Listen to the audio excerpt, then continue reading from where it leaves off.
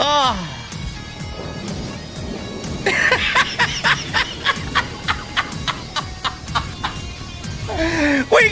We got almost 2,500 people in here, man, and you haven't seen nothing but my CGI fucking dark horse, man. Oh my goodness.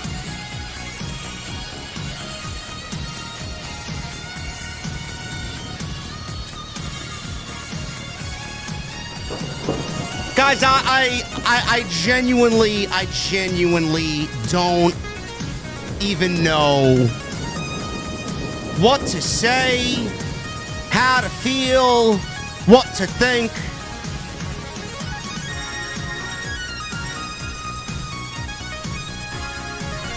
Hands down, this was one of the worst AEW pay-per-views in all 5 years. I feel genuinely sorry for all 8,000 people that legitimately paid their hard-earned money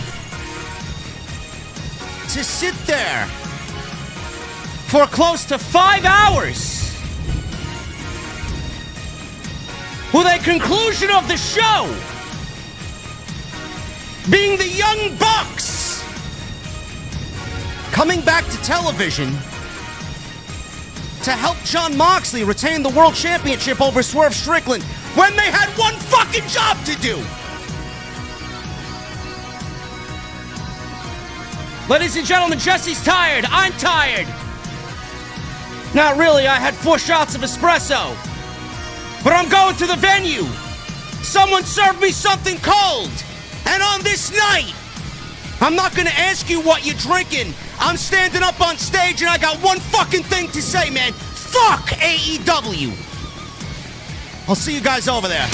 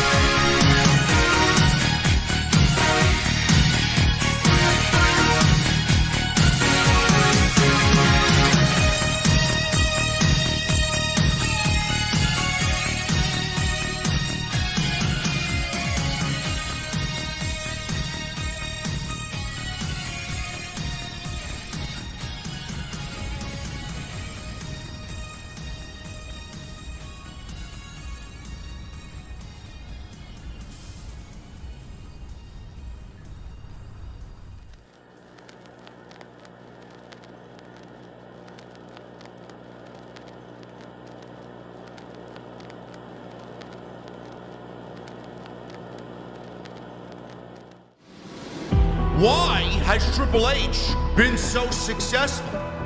Why is Triple H running WWE better than Vince McMahon and Bruce Pritchard on Monday and Friday night? Long-term booking.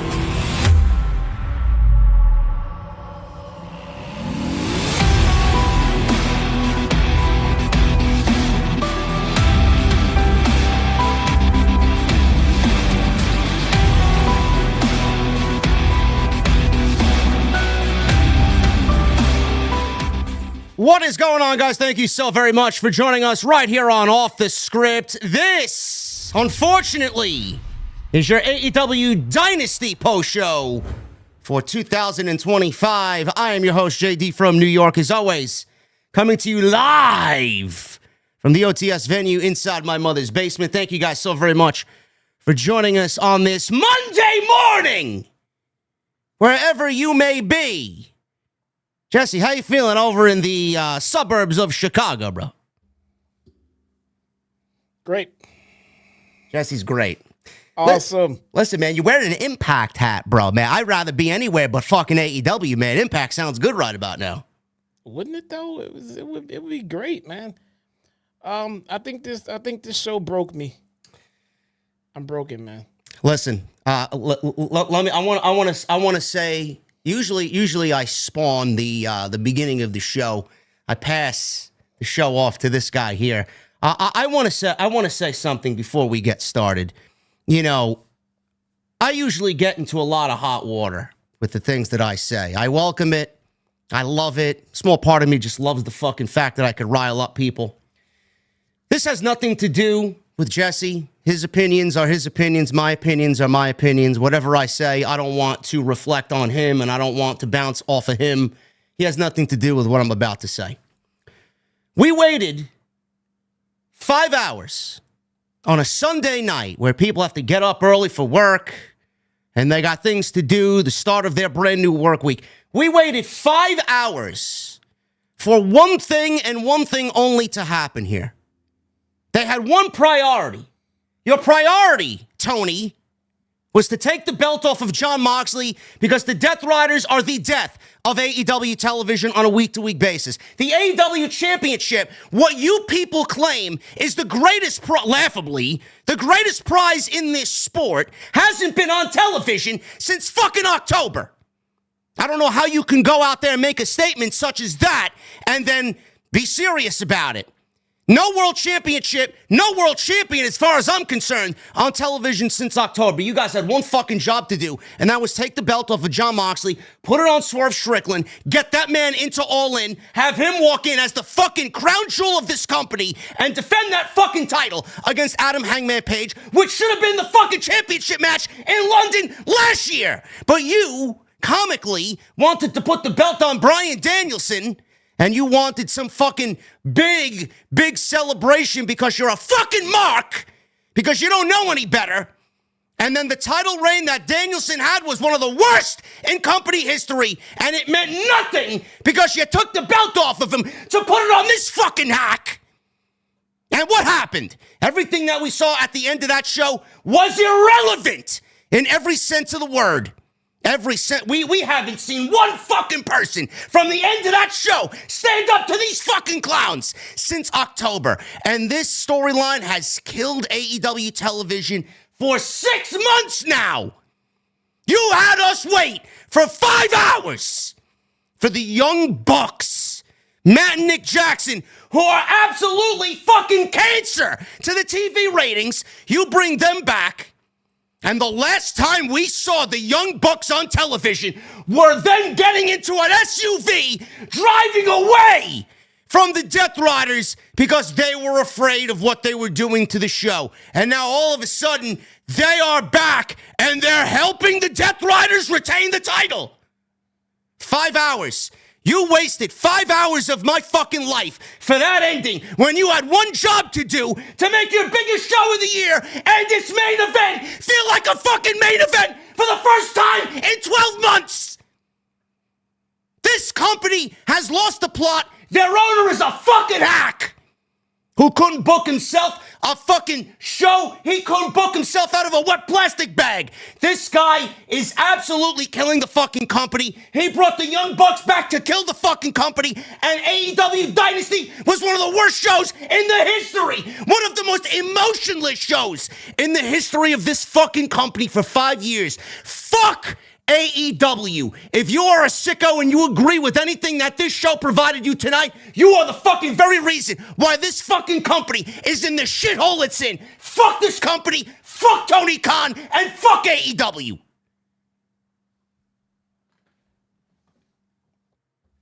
Well, I'm upset and angry, but like he said, that's all him. That's why I said it. Yeah, he's right. He's not wrong about, a lot of that stuff, guys, but it's just so demoralizing to sit and watch a pay-per-view all night long just to get to an ending that what this ending does, it justifies all of the thoughts that everyone had going into this, thinking these storylines aren't making sense. And then for the people like me who at times say, let's let it play out and see what happens. Let's let it play out and see what happens. This one played out, and this is what we got at the end. You make fans like me look fucking stupid. I'm going to wait and let it play out. I want to wait and see what this storyline does and all this other shit. And this is the payoff that we get. When you write storylines like this, you insult the intelligence of your audience. You insult the patience of your fans who want to wait and let you finish telling your story. There's nothing worse than in real life, in person, you telling a story to someone, and then before you're even done telling the story, they're jumping the gun to anticipate your story or ask questions about your story or judge your story, and you're still trying to tell your story. Well, at a pay-per-view like this is supposed to be the end result of a huge portion of the story that they're telling us. And this is insulting. This makes no sense. I don't care what they say. I don't care what the Bucks say. I don't care what Moxley says. I don't care what anybody says come Wednesday. This cannot make any kind of logical sense whatsoever. It cannot. It will not. I promise you, whatever verbalizing they try to do to make sense of this will come off as just as stupid as this ending did. This was piss poor creative writing at its absolute pinnacle. This was terrible. Absolutely terrible. I don't know. Bro, I don't know. I don't know. I'm left speechless, man. I don't really give it. I don't give a shit anymore. I don't. I mean, it's to a point, you know, on one hand, I'm glad that we talk about this in the way that we do because it just justifies how right we've been. On the other hand, I feel sorry. I feel sorry for everybody that supports this company. I feel sorry for the people that work there. I feel sorry for the fucking, the talent that they hire that just sits around waiting for an opportunity. And this is the fucking, this is the product that we are given on a week-to-week basis. Half of this fucking show felt like a Rampage/Collision taping. It did. I don't know who looked at this fucking card and said, "Hey man, this is what I would charge for $50. This shit wasn't worth a fucking hot dog and a piece of bubble gum. What the fuck are we doing that this show last year created all these great moments, and then this year's version is no better off than Collision?" Half the fucking matches I was watching, well, Jesse, what have we been saying for the last several weeks? One of their biggest problems, their biggest Achilles heel, is everything that they do feels so fucking predictable. How could I enjoy it to the fullest when I know that every outcome is gonna be what it is? Yeah. Fucking fuck with me a little bit, man. Surprise me. Fucking have me on the edge of my seat. Does this company know anything about unpredictability? Do they know anything about fucking surprises? I mean, holy shit. If this fucking show was a Collision taping, and I could not be bothered to care about at least 3 hours of this show, man, what the fuck are they doing?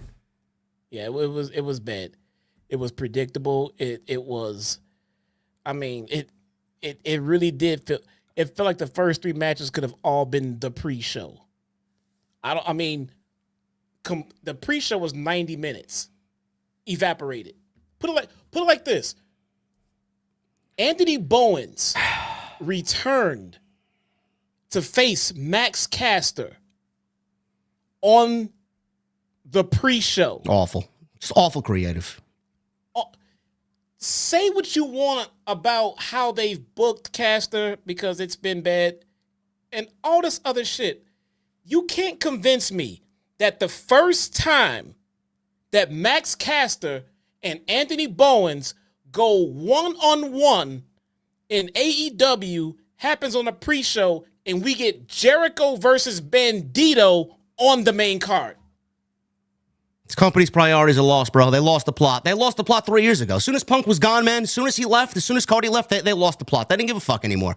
This company, they will hide that they love their fan base, Ricochet. They love their fan base. They listen to their fan base. Clearly, they don't fucking listen to their fan base because of the shit that we got tonight. How could you believe that they listen to their fan base? Jesse is absolutely 100% unequivocally correct in the fact that the Acclaimed were one of the most acclaimed tag teams in the history of this company. At one point, the most over tag team in the fucking industry.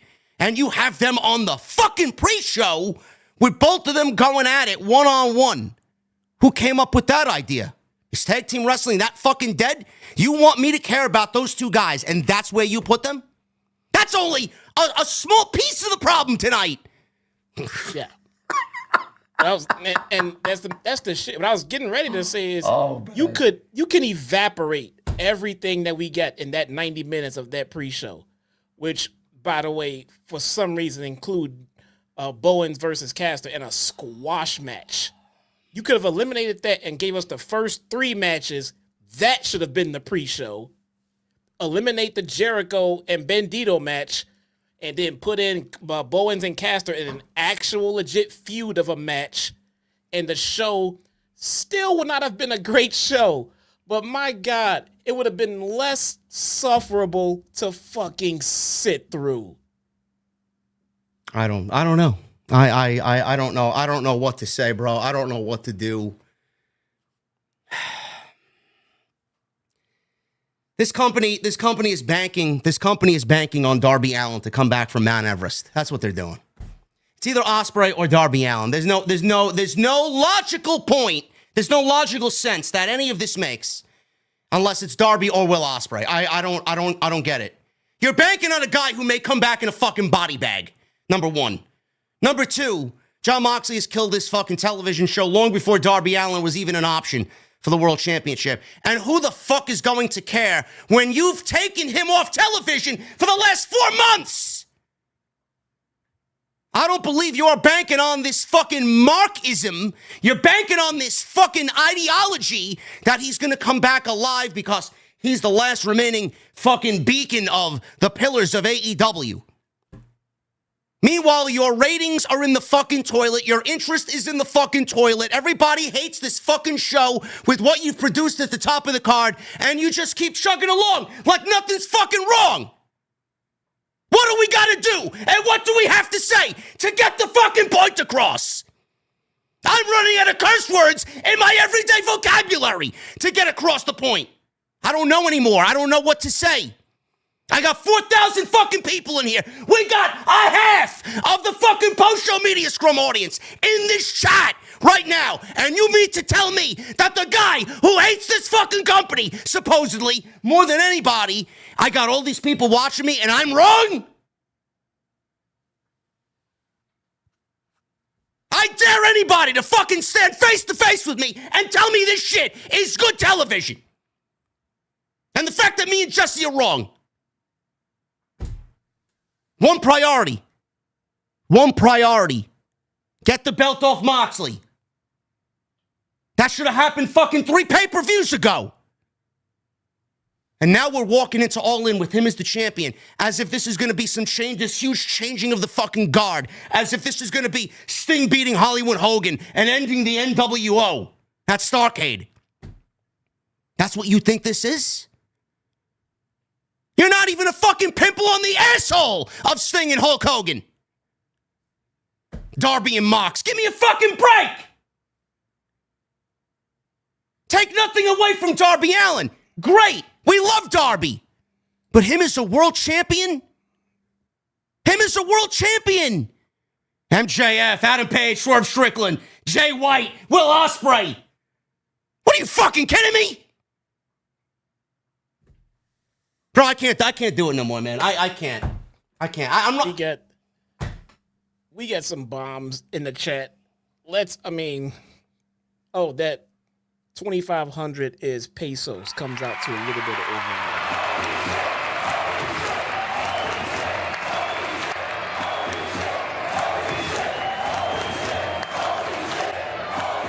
I don't know, man. We got 4,300 people in here on a fucking Monday early morning at 1:12 a.m. Eastern. And we got people sending in bombs. Hidden Network, 2,500 in pesos. This show tonight in AEW as a whole, unquestionably, undeniably, absolutely, 100% completely sucks. I am pissed off, and so should you. OTS for life. Hidden Network, thank you so very much, brother. Thank you for your generosity. We also got a Billy Bomb here tonight.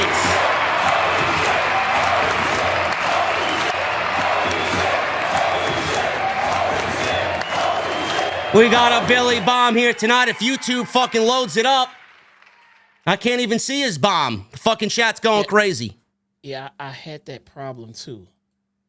I can't even see his chat. I'll get to Billy's in a second.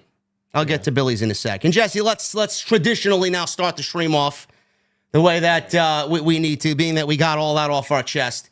What was the biggest takeaway? What do you want to talk about?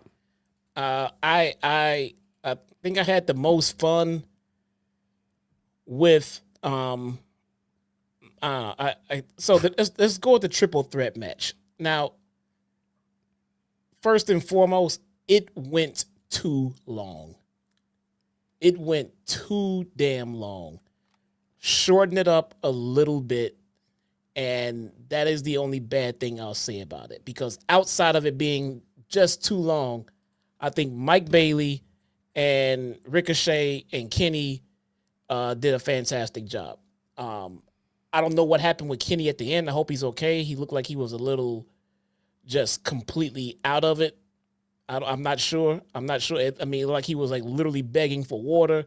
He didn't stand out there for longer than 5 seconds to sell the Okada thing. So it looked like he was a little bit out of it as far as his conditioning. But that match was probably my favorite. Tony Storm and Megan Bayne was my close second. Those matches were enjoyable.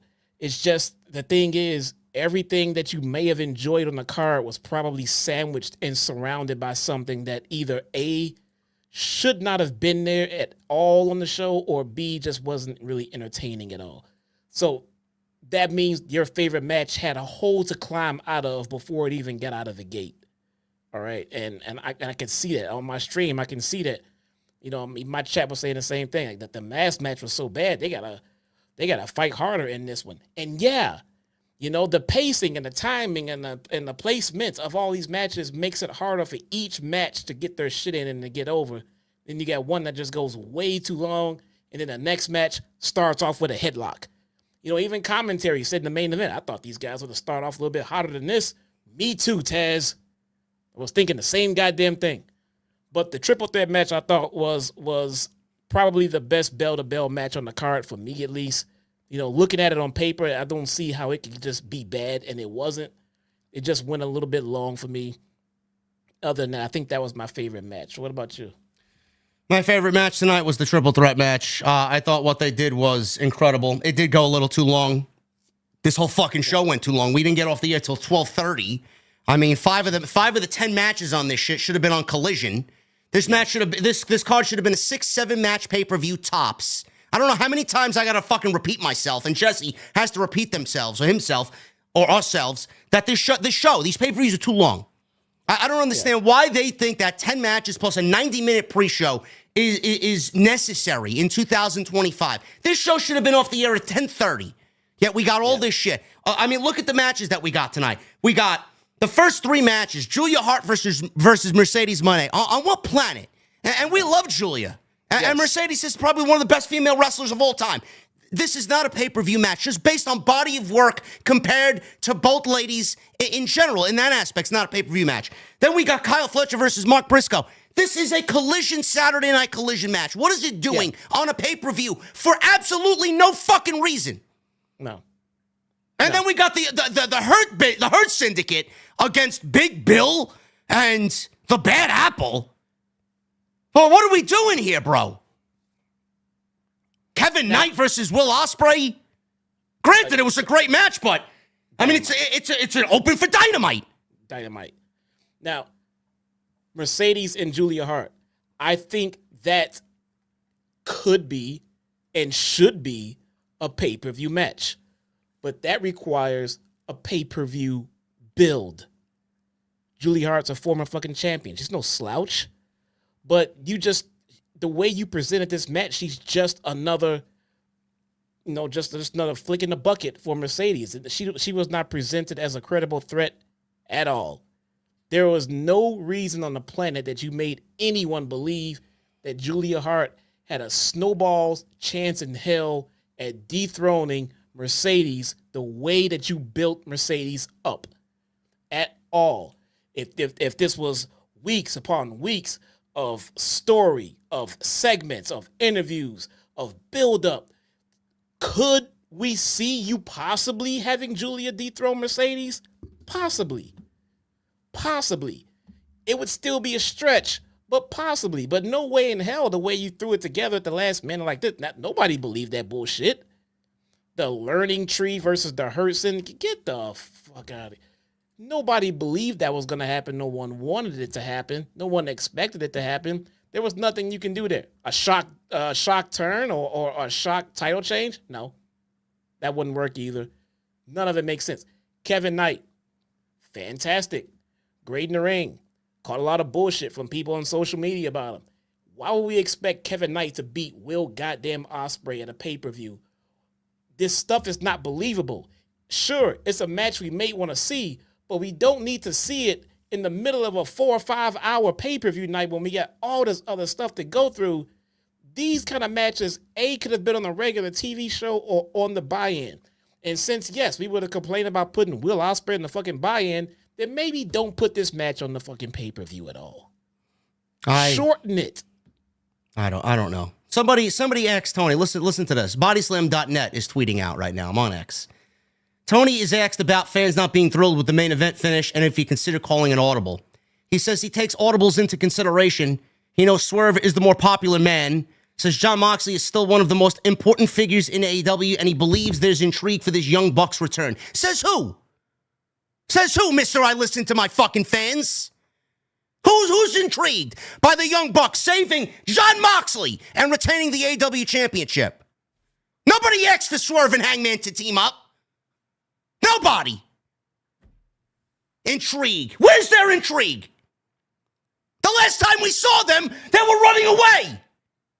And like Jesse said, no matter how you pen this, nothing here is going to make sense. Nothing.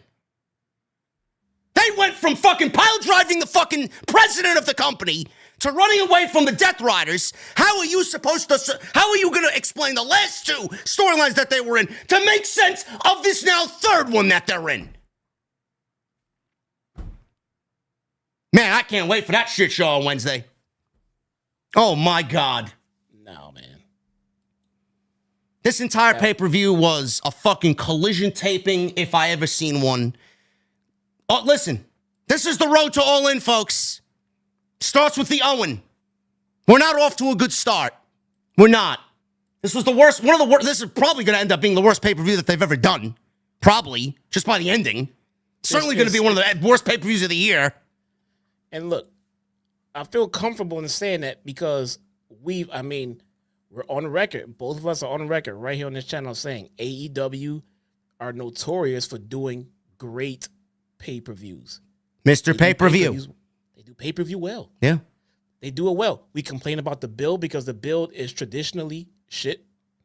And it makes no sense the way we got to where we are when we get to a pay-per-view. But when the men and women get in the ring and they start working, come 6, 7 o'clock in the evening, pay-per-view time, those lights come on, man, we get a good show. They're going to give us a great goddamn show. But there is nothing to give us with this card. How can you make us invested? How can you make us feel like you have made us feel like we've gotten our $50 worth by giving us the learning tree versus the Hurt Syndicate? When you give us Kevin Knight versus Will Ospreay, that does not feel like pay-per-view worthy material. It feels like we're just sitting around watching Wednesday Night Dynamite. So no matter what they do in the ring at that point, they can tear down the house, but we feel like we're just watching a TV show. And that's exactly what it felt like. So this, to me, was easily the worst pay-per-view they've ever given us. It didn't feel like a pay-per-view.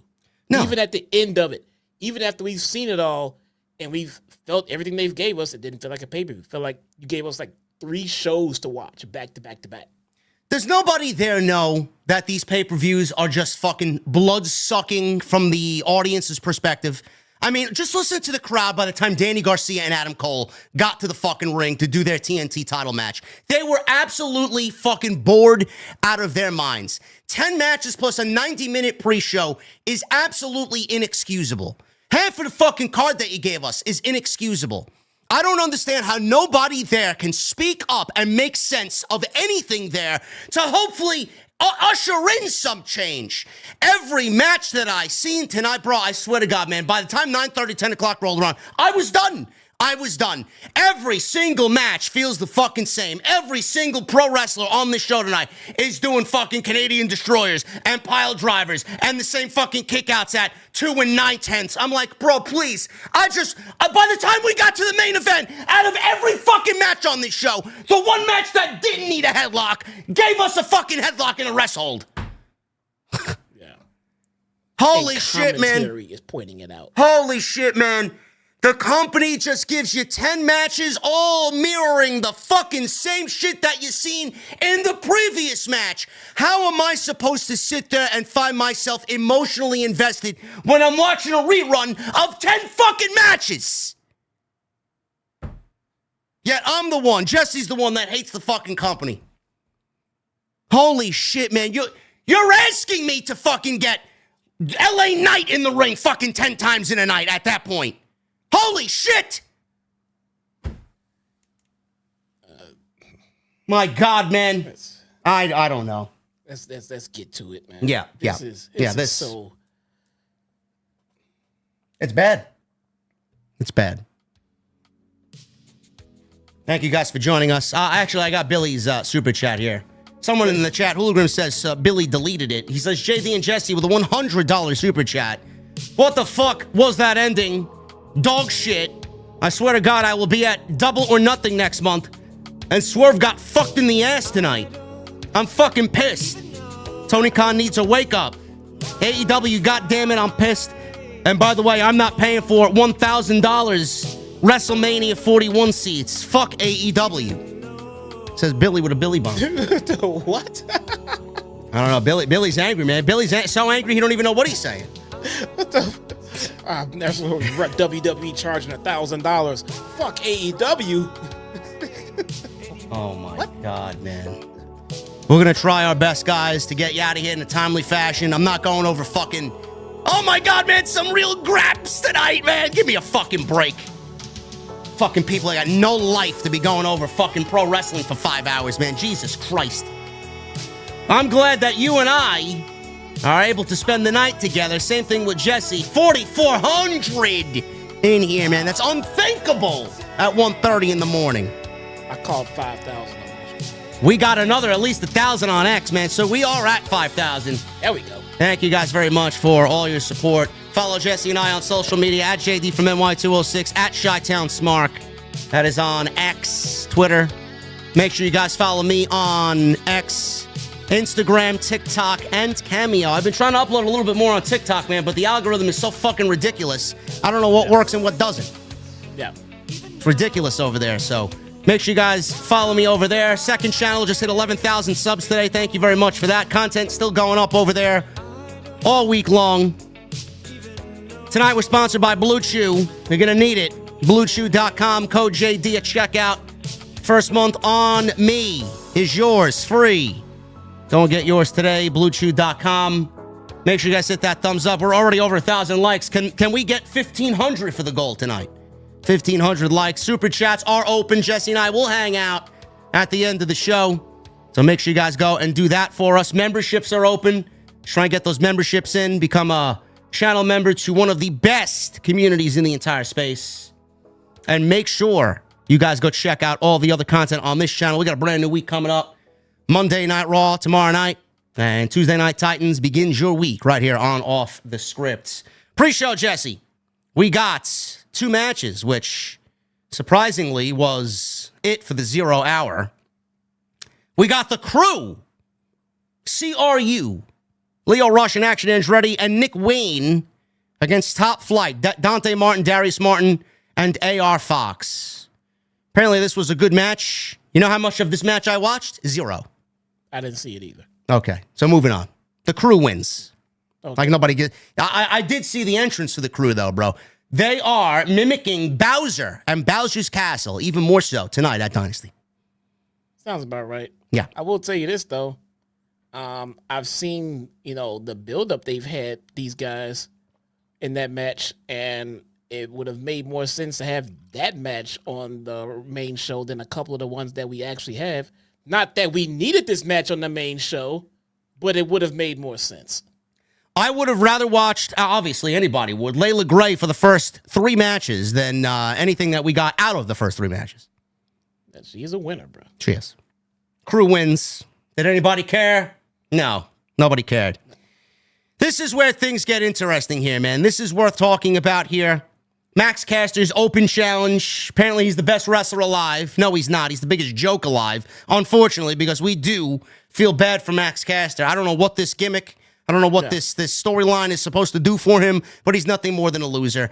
I did not know who was going to come out. I know some people were making mentions of Josh Alexander. That would have been fucking awful if he debuted with the company at the pre-show. So I was left with no other than Anthony Bowens, Jesse. And Anthony Bowens came out, and he is going under the gimmick now of the Pride of Pro Wrestling. He's a 5-tool player, he's calling himself. Comes out with Billy Gunn. Lights went out. He's got Jane's Addiction Underground as his new theme music. And I want to start there with the presentation, Jesse. I know I have been quoted saying to you, and you have been different opinion in regards to this topic. I said Max Caster probably, to me, is the main event guy of this group. I didn't really see a lot in Anthony Bowens, whereas other people like you compared Anthony Bowens to Max Caster and saw him as the main event. I will, on record, come out here tonight and say I was wrong. Jesse was correct. Anthony Bowens, with this new repackaging and the theme music and the 5-tool player and the Pride of Pro Wrestling, he looked fucking great tonight, bro. He looked like a semi-main event guy tonight. The presentation was perfect. I felt great for him. He got a great reaction. So I want to start there, Jesse. I really enjoyed the repackaging of Anthony Bowens here, and he looks fucking great. He did. And the Max Caster assumption was not way off. It's just they just dogged him. Yeah. They could have done so much better with Max Caster. That this is the way that they've chosen to go. I don't know whose idea it was, but it was just not the right choice. I think Anthony Bowens looked fantastic. I think he is in an absolute sink or swim gimmick right now. It could take off to be the biggest thing in the company. What people could, try to turn political eyes to it and hate it just because of what he's, trying to do. But this is original, guys. This is something that there is. I don't want to come out and say, I don't want to say that there has not been, an openly, gay wrestler, but one that's like gonna try to go to use a path where he is going to use his background. He's going to use his sexuality as a part of his gimmick, but not in an overbearing, obnoxious, people are going to hate this type of way. This is who he is. He's still cool about it and everything like that. He's still him, and he wants to be the pride of pro wrestling. He is proud of his background and everything like that, as he should be. But it's not like Sonny Kiss. It's not like the other guy from ROH. It's cool. It's presentable. He still looks like a star. We all know he can go. The crowd is already behind him.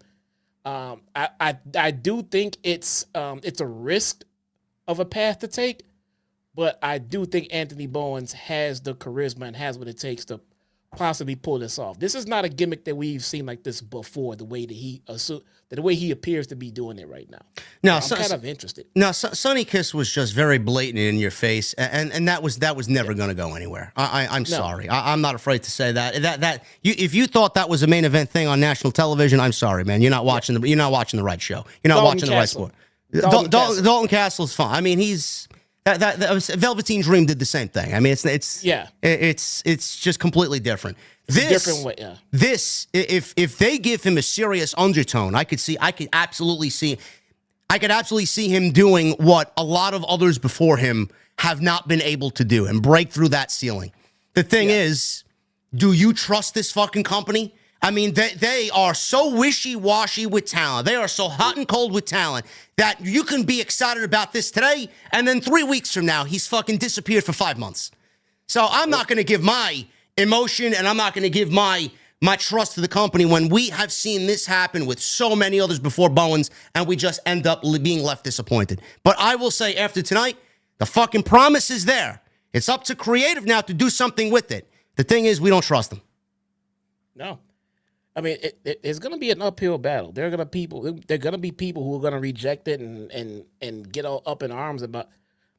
Look, Guardians, using your sexual identity is just ridiculous. What happens to using your skill? That's the problem. Women do it literally every day. Women do it every last single day. A ton of men do it. Ravishing Rick Rude. A ton of men use sexuality. Val Venus. But the second that someone who is not straight does it, people are going to have those kind of opinions. So he has an uphill battle.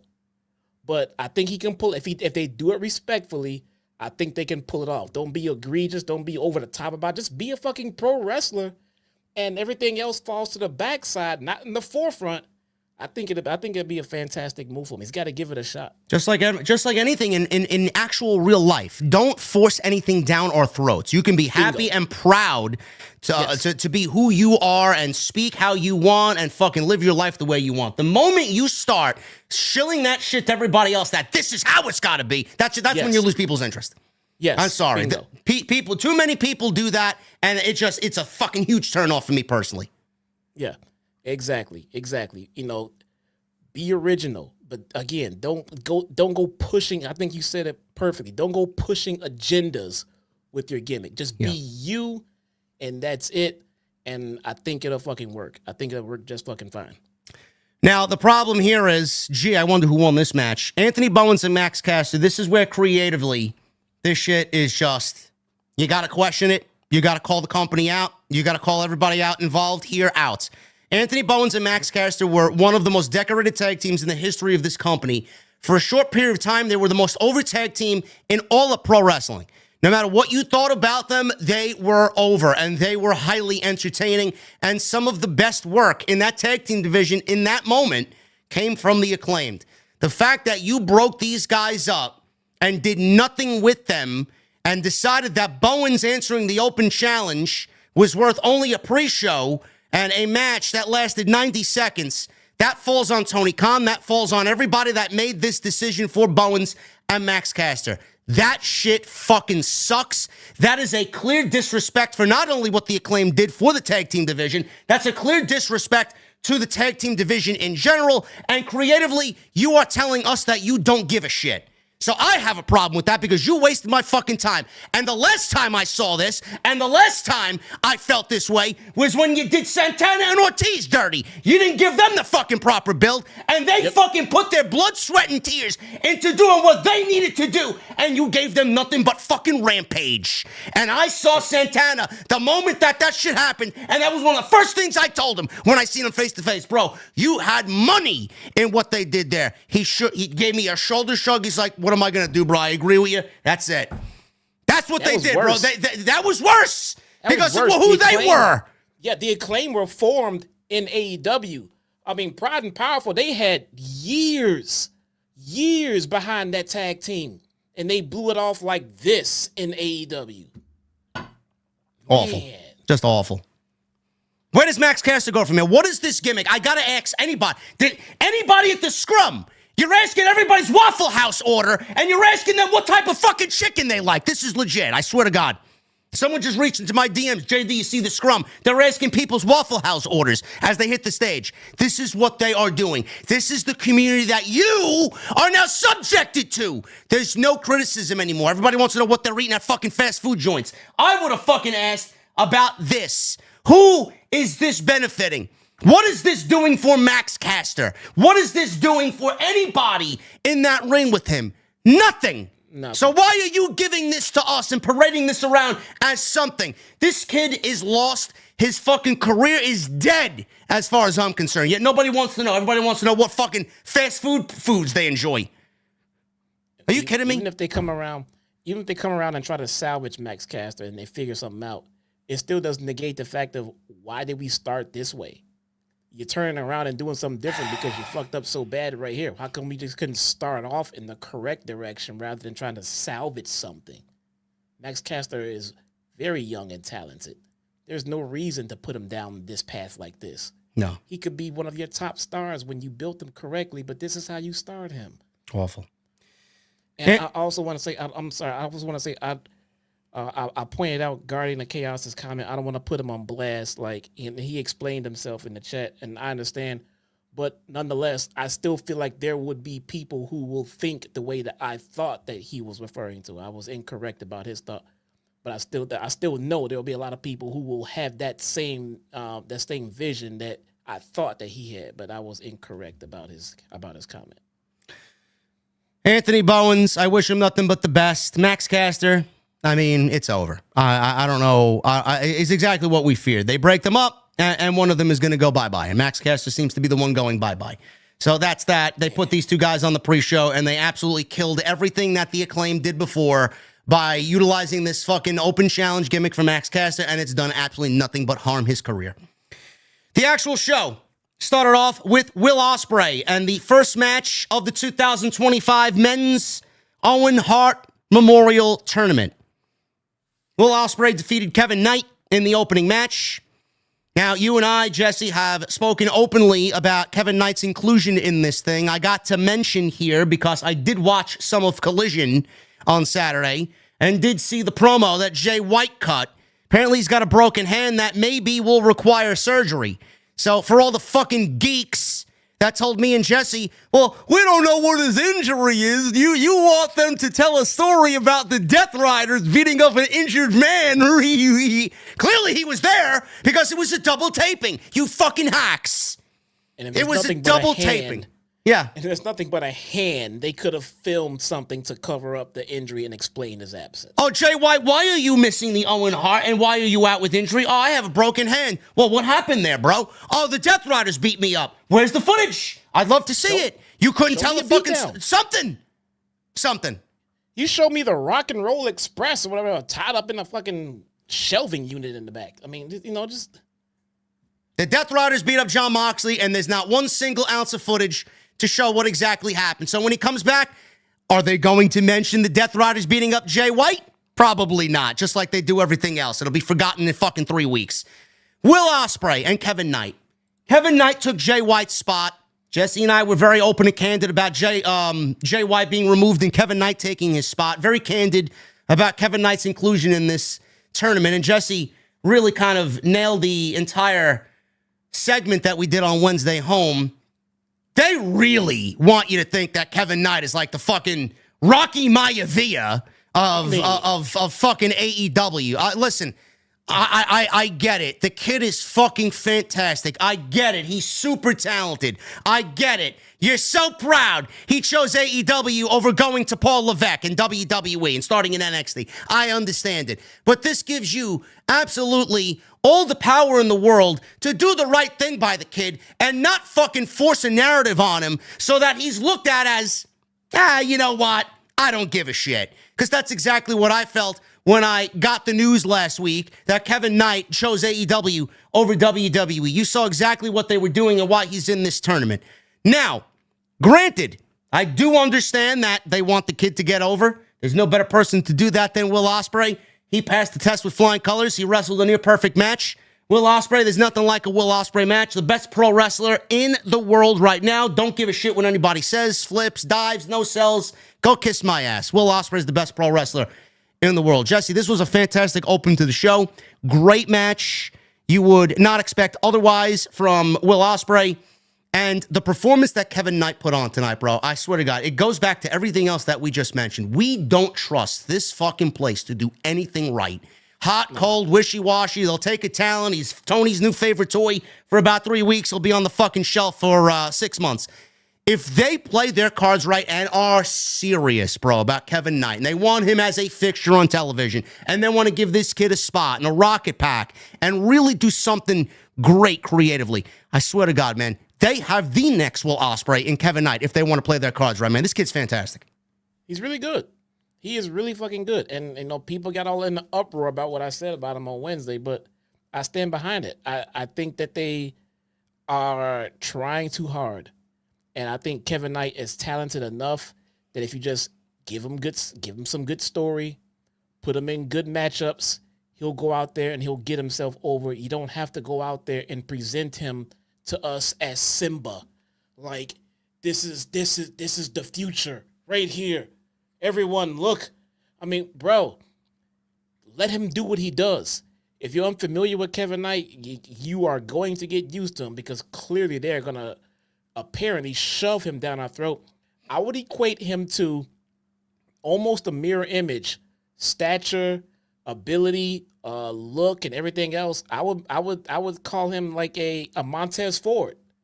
I would say he's very equivalent to a Montez Ford, and as talented as Montez is Kevin Knight. He's explosive, looks fantastic, and he's really good in the ring, man. I don't think they need to try so hard. It looks like you are already positioning this guy to be shoved down our throats, and I'm telling you, it's going to backfire. And then Kevin Knight is going to be the one to suffer for that. So just let it come to us. We as fans know talent. And when we gravitate to someone, we will gravitate to someone. And we will cheer for them. And we will buy their merch.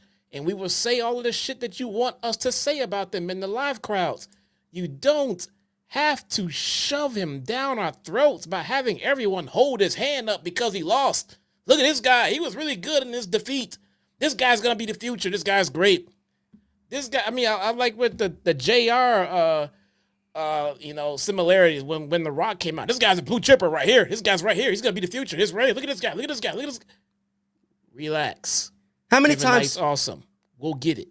How many times did they say that about Wardlow? How many times did they say that about Ricky Starks? How many times did they say that about every single person that they brought in, whether it's from New Japan or fucking the Indies? They said the same thing about everybody else before Kevin Knight. And where are they? Where are they? You want me to believe Kevin Knight's going to be this fucking Rocky Maivia turned fucking Rock overnight because you took him away from WWE, who was interested and wanted to give him a spot over there and wanted to sign him, but you got him instead because he chose you. Now you're going to shove it down our throat as some way to fucking say, ha ha ha, HBK don't have him, we got him, look at what we're doing with him, he's in the ring with Ospreay, and not with fucking Tony D'Angelo. I mean, just let it happen. Exactly. Let it happen. People already have this negative feel about him because of how much you've already talked him up. And great, he's a great wrestler, but holy shit, man. Can you do something with the fucking kid first creatively before you ask me to fucking jump into the deep end of the pool on him? Yes. It shouldn't have to be, we're going to talk about Kevin Knight right now because Will Ospreay is putting him over and giving him the Triple H point. And then, so is Jay White, the Triple H point. We should be sitting here low-key talking about this random guy on the buy-in show as we're talking about this show. Hey, by the way, JD, did you see Kevin Knight in that buy-in tonight? I mean, fantastic fucking match, man. We might be looking at something great in the future. I don't know. We'll see. And then next month, he's in the opening match of the card. He's this Kevin Knight guy again. Another great match. Opening night, sets the tone. Good for him. A few weeks later, he joins the Hurt Syndicate. Look at this. Now he's in the Hurt Syndicate. Hold on. What's going on? Gradually, organically, fit him into your programming. Not one match. And everybody stop the show and look at Kevin Knight. He is awesome. Everyone, he is great. Do you see how great Kevin Knight is? Kevin Knight, everyone. You're doing too much. You're doing way too goddamn much. It's like watching the fucking Yankees when Derek Jeter had his first year and the fucking and Michael Kay on the Yes Network is saying, Derek Jeter, he's so great. He's going to be a Hall of Famer in 25 years. This is his first at bat. But the Yankees are going to win 7 world titles with Derek Jeter. The kid hasn't even fucking seen a live pitch yet. Holy Did shit. that happen for real? No, I'm just using it as an example. Imagine they did that. I thought they were like that. Probably. I wouldn't be fucking surprised. Let the kid grow into it. He batted 300. In his first year, he had 15 dingers. He drove in 80. It's great, man. What a rookie of the year. Derek Jeter was. The next year, he bats 330. He hits 30 home runs. He drives in 120 RBIs. Let it gradually get to where everybody knows it's going to go. Instead of in the first match, you tell us, hey, man, this guy's a can't-miss prospect, future AEW champion. There he is wrestling Will Ospreay in the Owen, wrestling for the fucking world title. An opportunity at it in his first match. You fucking kidding me? Right. You know what I see right now? 2 losses. He's a fucking loser. Yep. Okay? Yep. He's a loser. Which is fine. He just got here, which is fine. But relax. Have him win one, have him lose one. Jobber match, here, there, win, lost, fine. We'll catch his talent. We'll see it. And we'll see that you're building him. We'll see that you're doing something with him. Hey, they're booking this Kevin Knight guy. You know what I'm saying? He's in matches. Nothing crazy. I'm out. Why's my camera out? Your camera's out. Why is my camera out? I don't know. Me either. The Dynasty Review hosted by El Gato. My camera's on for me. Maybe it overheated. I don't know. No, those things don't overheat. The El Gato camera, no, they don't overheat. It's on. It's on for me. All right, just deactivate it and then activate it again. I don't know what to do. All right. Let me get on with this. Gee, man, I wonder who won this match. Uber predictable because AEW doesn't know how to be unpredictable. Kevin Knight loses here. Will Ospreay wins. Not going to go over any of these matches tonight because a lot of what happened on this show tonight, quite frankly, folks, I didn't give a shit about. It's great pro wrestling. We got great pro wrestlers doing pro wrestling, and there's no story behind anything here. So, Ospreay, he is in the midst of offense here on Kevin Knight. Hook kick. Kevin Knight hit an anti-air drop kick. So Ospreay was coming off the top. Kevin Knight took him out of the air with a drop kick. Os cutter attempt. Kevin Knight top rope hits a massive UFO splash for a near fall. Kevin Knight went for a springboard lariat. Ospreay caught him with a cutter midair. And Knight again avoided an Os cutter, but Ospreay managed to hit a Styles Clash for 2. We are at the point where we're using the Styles Clash as a setup move, and it doesn't finish matches. Meanwhile, it's AJ's finishing move. Ospreay hit the Os cutter. Knight kicks out, hidden blade, and that was it. Ospreay wins a great open for AEW Dynasty. But Ospreay is a great pro wrestler, and you should expect nothing less than a great pro wrestling match. Kevin Knight's got it. I hope that they do him right, but after all that they've done to hype him up as the next Rocky Maivia, I hope to God that they know what they're doing, because if he doesn't go anywhere in AEW, you know who to blame. Yep. As Jesse's fixing his camera, thank you guys for joining us here on the AEW Dynasty Post Show. It's 2 o'clock in the morning. We are rolling on here with 4,100 people here in the chat. Thank you guys very much. Another 1,000 plus on X. We really appreciate you guys. Super chats are open. Thumbs up. 1,500 is the goal. As soon as we hit 1,500, I would love if we can shoot that up to 2,000 likes here on the podcast. The Hurt Syndicate. Bobby Lashley and Shelton Benjamin with MVP, who was on commentary, against Big Bill and Brian Keith for the AEW World Tag Team Championships.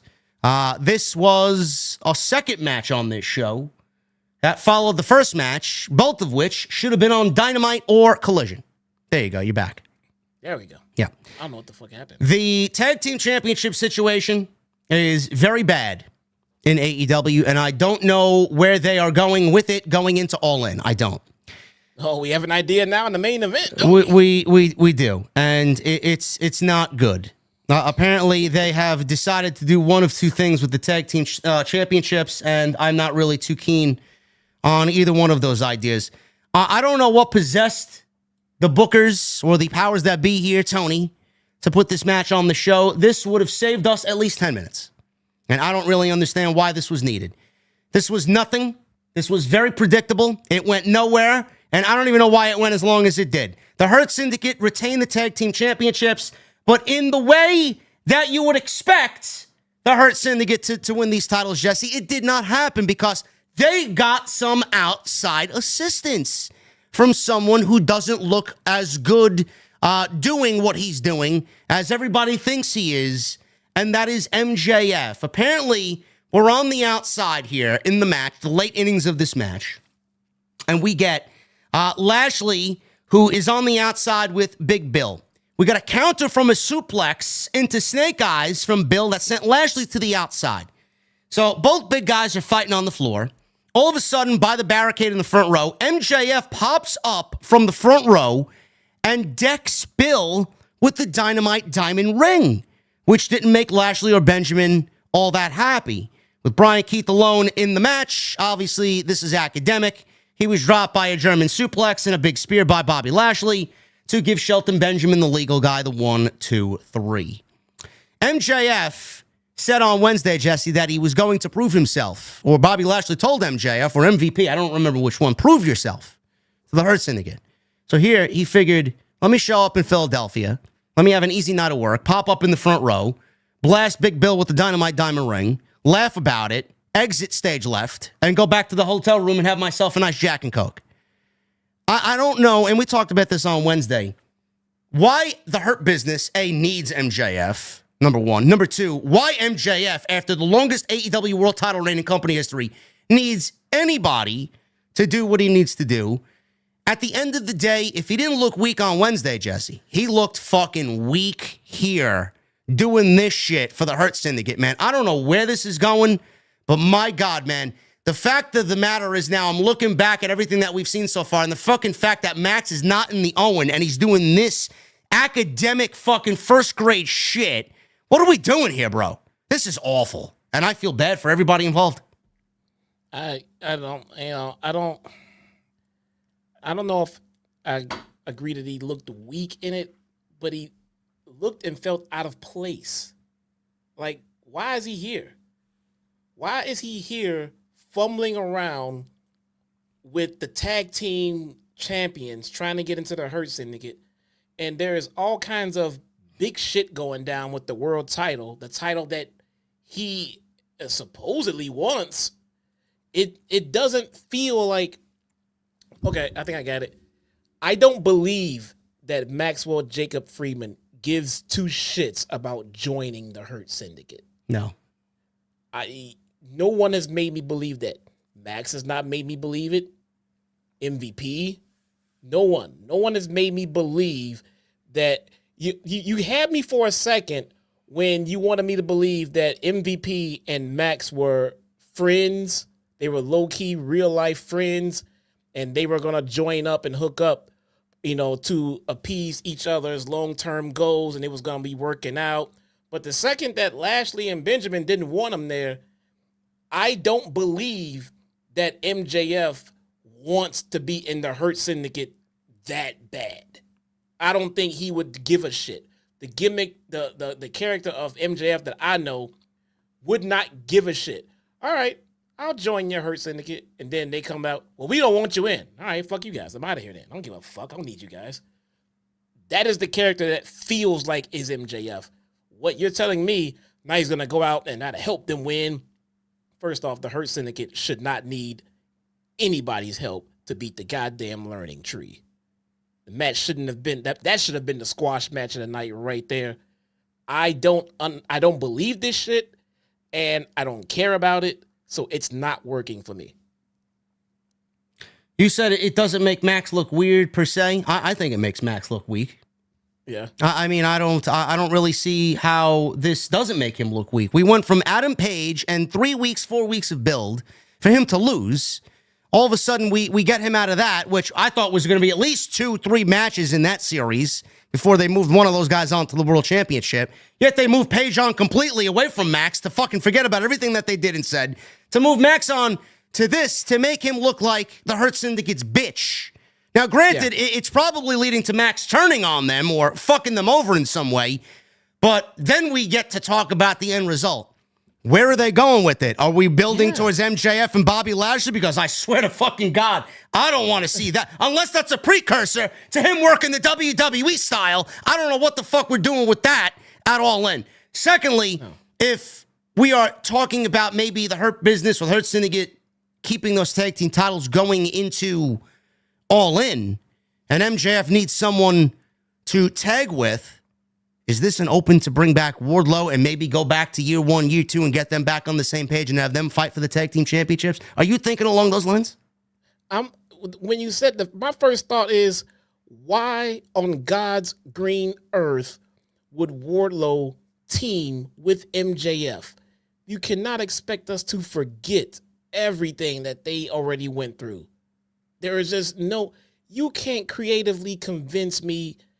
There's just no way in hell that it would make sense for Wardlow to come back and team up with MJF. He would be the only person that there's just no way he would fit. Creatively, it makes no sense. You have burned that bridge. There is no more Wardlow teaming with MJF.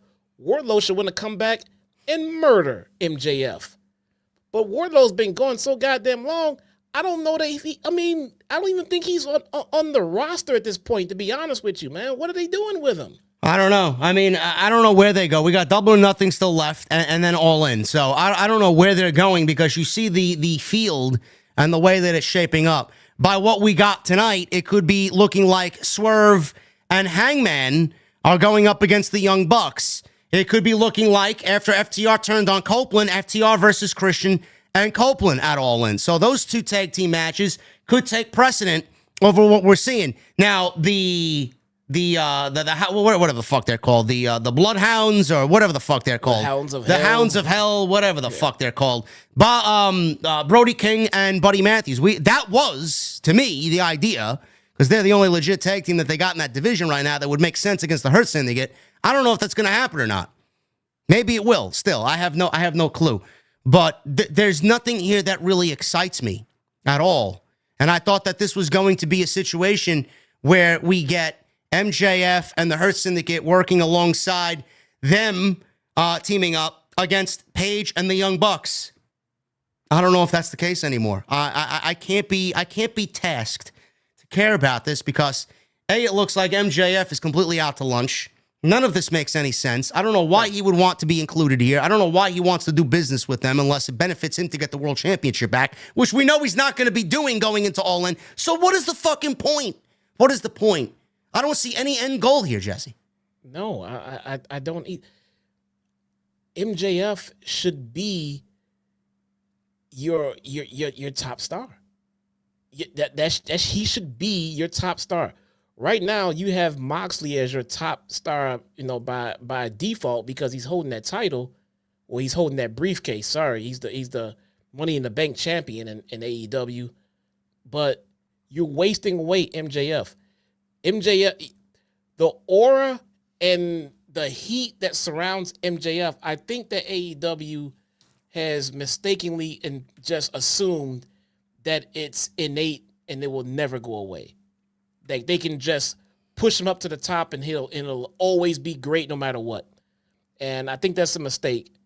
You need to treat him like the top star he is. You just can't have him in the backdrop and then just activate him whenever you want. He is your top draw. Treat him as such. Moxley as your heel world champion is literally bringing down everything around the company storyline-wise right now. And MJF is the guy that people just want to hate.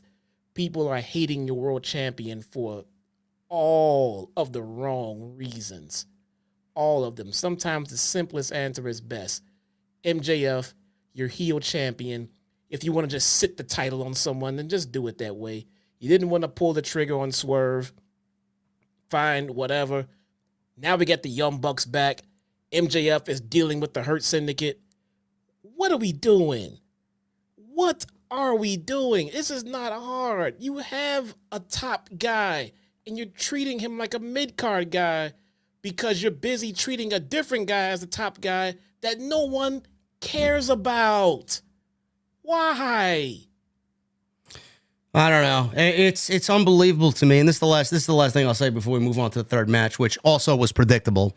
I don't know how they dropped the ball on MJF. I'm sure MJF has some sort of creative control. I'm sure he has a lot of creative control. Yeah, everybody has creative control. I'm sure he does. I'm sure he has a lot of say into what he wants to do and what he wants to talk about. That's no secret. I don't really know for sure, but if I was a betting man, I'd say so.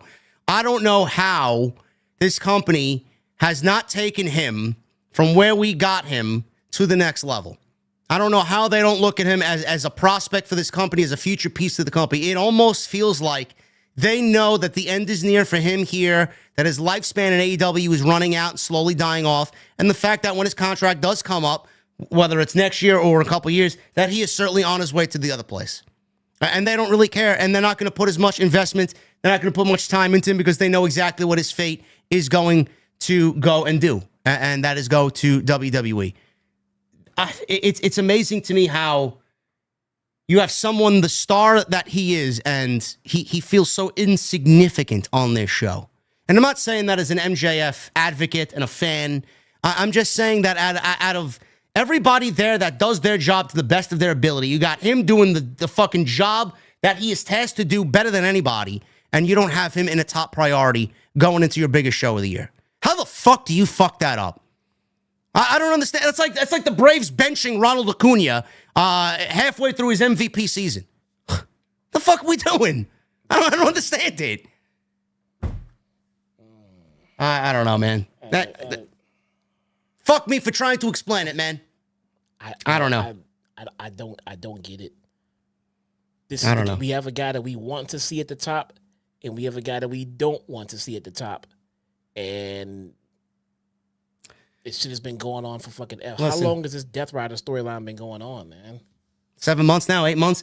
Listen, when MJF goes to WWE and he's main eventing WrestleMania in CM Punk's final year in his retirement year, I want to see everybody start fucking claiming that MJF's a sellout and MJF is this and MJF is that. I'll be the first fucking person in line to tell you that this company let him down and that the decision for him to go there was the right one. I don't see how anybody could look at what Max has done for this company and turn the other cheek and say, fuck off. Seriously. I am waiting to drink the tears of everybody when that day comes, because you know it's coming. Fucking ridiculous. TBS champion, Mercedes Moné. One-on-one with Julia Hart. Another collision match on a pay-per-view in the Owen Hart Foundation Women's Quarterfinal. Listen, on record, Jesse and I have both said glowing things about Julia Hart. We love Julia Hart. Julia Hart's got huge upside. I love the fact that she changed her ring attire. I think she looks fucking great. Did you see that? I didn't even notice the change in it. She's got new ring attire, new ring gear. She looks a little bit more substantial. She looks like a bigger deal just by the simple change in the ring attire. That's one thing I will say, positive. Secondly, Mercedes. For all the naysayers out there and the Moné crew, I know you're watching. We love Mercedes. I've loved Mercedes for 10 years. We've said nothing but glowing things about Mercedes for 10 years. I was one of the first people to advocate for her exit in WWE, saying go make that money and go bank on yourself. Nobody remembers that because you're all so short-sighted and a bunch of fucking mental gymnasts. You don't know what the fuck you're talking about on a day-to-day basis. Mercedes has had some of the best matches in the women's division in the last 12 months. Statlander and who else? A couple other people. She's done great work, okay? The fact of the matter is, Jesse, this was the worst match in Mercedes' short run of greatness here, match-wise. This was the worst match in at least, I would say, 3 or 4 AEW pay-per-views that have given Mercedes a foundation to go out there and wrestle. This was not good. I don't know what it was. Mercedes can bring anybody to a great match. Clearly not on this night. But the difference here between skill sets, bro, Mercedes and Julia is just not there, man. Mercedes also did not have a solid, fluid evening. She botched a little bit. Julia wasn't really in tune with what she needed to do. I just felt like this was sloppy. And by the time they got things going towards the end, it was too little too late. And then mix that with the outcome where we all knew Mercedes was going to win. I don't know what this did for anybody, bro. This was just there. Another collision match on pay-per-view, and Mercedes predictably gets the win. They have no chemistry. No. They have no in-ring chemistry. Look, some people can get into the ring together, first time, nail it out of the park. I don't know if it's because of the producer or whoever produced the match, the spots that they laid out. I don't know. I don't know why. I can't speculate as to why. All I know is that Julia Hart is good at what she does. Mercedes is fantastic at what she does. But on this night, these women had no chemistry together, and it just looked off, very off. Yeah, this was bad. We'll pick it up towards the end here. There were at least 3 botches that I've picked up on here. The first one came when Mercedes tried to do her lucha rope walk and that Spanish arm drag off the top rope. She didn't even scale the rope. She just tripped and kind of let the crowd berate her with "you fucked up" chants. And then she did her dance, allowing Julia to attack from behind, who then Julia did an Undertaker-like rope walk and jumped off the top rope like Undertaker used to do. So we'll pick it up towards the end here. Both ladies are in the ring. 2 backstabbers from Monet. Julia, by the way, I got to mention this, and I hope someone picks up on this. The fact that it hasn't been picked up on even when she was absent from television. Julia goes up top. Her finish is the moonsault. The fact that she goes up and Mercedes, or anybody for that matter, is so fucking close to the corner when she does it, when she eventually jumps off to attempt the moonsault, it just looks super ridiculous because there's no way when she jumps off the top rope where she comes down to potentially land that she's anywhere close to her opponent. So what is she doing? She jumped and she was basically halfway in the ring, and Mercedes, she overshot Mercedes by a good 2 feet. Like, what are we doing? Who doesn't pick up on that?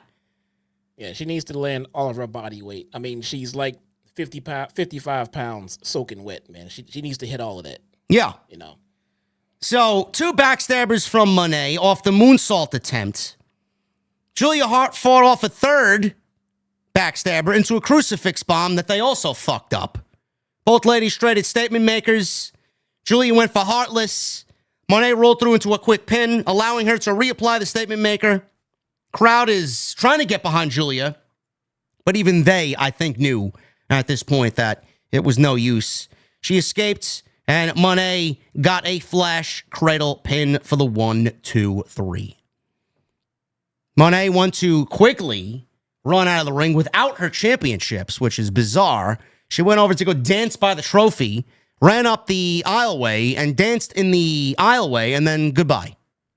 It's just a very weird exit to the match, but Mercedes wins. She's now in the semifinal. We await who she meets, Athena, in the semifinals. When that takes place, I don't know, but that will be interesting television because there's 50% of the audience thinking Mercedes is going to go on to swallow this entire division and win the championship at All In, and then there's the other 50 people who think that Athena should win and Mercedes should lose. I'm in the camp of, I don't think either one of them win, and I think we get a time limit draw, and the winner is going to come off of the left side of the bracket.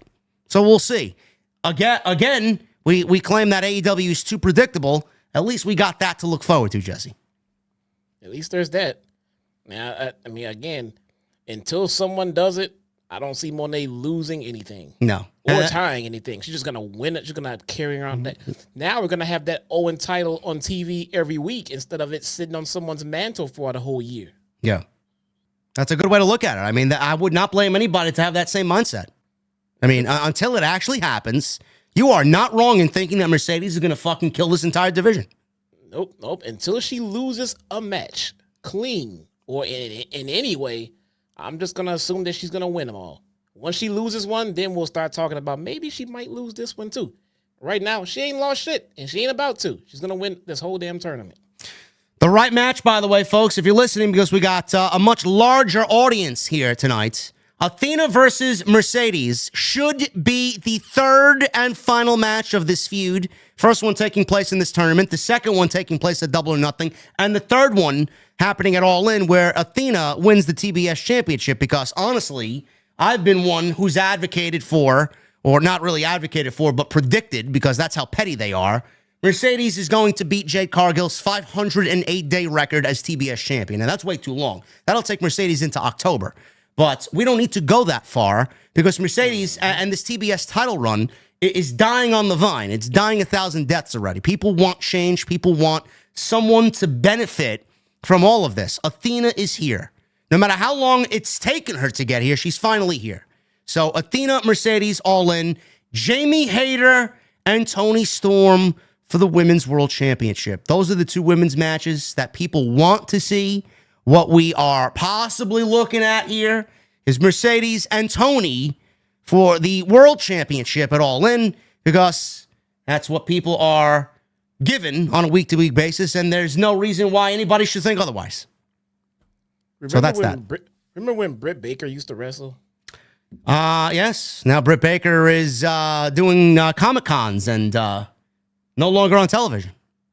And she tweeted out in congratulations of Adam Cole tonight. She did. She did that. She did. She used to be in the ring and wrestle with the other women who also wrestle, and they wrestle for the titles, and they decide on who the best wrestler is of the women and all that stuff. And Britt Baker used to be one of those women. Don't worry, bro. Britt Baker will go to WWE, and they will get her back on track. That's what it looks like. They don't need any more problems over there, because Charlotte Flair is causing a whole slew of problems over there, too. Oh, my God. Awful. That was awful. Really bad. That was so I went bad. off on Charlotte yesterday on social media, bro. Oh, my God, man. We got like 5,000 likes on my tweet. I didn't even say anything that I haven't said before previously. You know me. Oh, yeah. The last thing that Charlotte said as that segment was coming to an end, and as Tiffany was walking away, and she said, that's why Kaiser's in my DMs. That comment right there alone, that tells you, because the whole thing was off the rails. Everybody was like, shooting. I get it. But that tells you what Charlotte's motivate. She is trying her hardest to get herself over, no matter how much it puts her opponent down. In this case, Tiffany Stratton. She just has to say something to try to be cool and get the segment in her favor. I don't think she understands that it is her job to get Tiffany Stratton over as the next big thing. Charlotte is not here to get herself over anymore. She still thinks that she is, though. Yeah, we're up to 7,300 likes. I said Charlotte has. It's unbelievable, man. This is, by the way, folks, what I'm about to read you, I've been saying this for 10 years. Charlotte has never gotten anyone over in her entire main roster run. I believe that wholeheartedly. Every single one of the horsewomen surpasses her in every aspect. The definition of selfish. How a decision was made to give her the Rumble is ludicrous. She's actively sabotaging someone who she should be molding into a star for years to come. Literally one of the worst parts in nearly a decade on national pro wrestling television. And if she went away tomorrow, absolutely nothing would be lost. I didn't even read that tweet. I didn't even know that's what you said. Yep. I said that yesterday. 7,000 likes, bro. Same fucking thing. I agree. She has no idea that it is her job to make another star. She's supposed to be taking all of the momentum that WWE invested in her and help create the next star. And she can't do it. She just has to find a way to get herself over in any and every promo and scenario and match. And it's a very bad look for her. That was a very bad look for Charlotte in that segment, man. Is the media scrum came to a close? Are they finished? Because they only have 610 people watching right now. It can't be that bad over there, right? I don't know. Are you in the chat tonight talking about? I guess my doppelganger's in the chat. Yeah, I saw him today. Yeah. Okay, they're there every week, man, or every month. Yeah, he's there every month, man. I don't know who he is, but he constantly. I don't know why AEW has not gotten mods on their live stream chats. What are we living in, the fucking Stone Age? Yeah, they don't care. Holy shit! They don't give like everything else. They don't give a fuck. Mercedes wins, and she's going to go on and wrestle Athena, because Athena is going to defeat Harley Cameron whenever that takes place in the semifinals of the Owen. Trios Championships. Death Riders, Claudio, Pac, and Wheeler Yuta defeated FTR and Cope, known as Rated FTR. Not going to sit here and lie to you and bullshit you guys. I thought this was actually pretty fun. Tag team match was really good. Just seeing who was involved, I mean, it should be. The question is, did you care? No, nobody cares. Nobody cares. At the end of the day, it could be a great wrestling match. I enjoyed it because we haven't really gotten a fucking trios match that really is substantial quality in quite some time for the titles. That's why I liked it. At the end of the day, do you care? No. So everybody knew coming on into this with the actions of Dax where this was going. And tonight was the night, Jesse.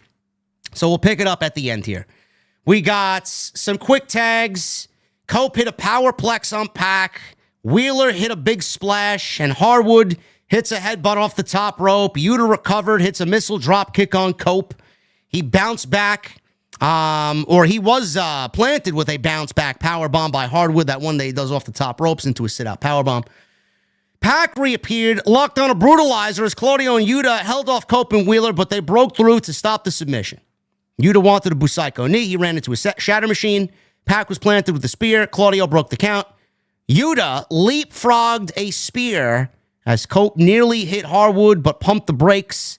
Yuta then from behind pushed Cope into Dax.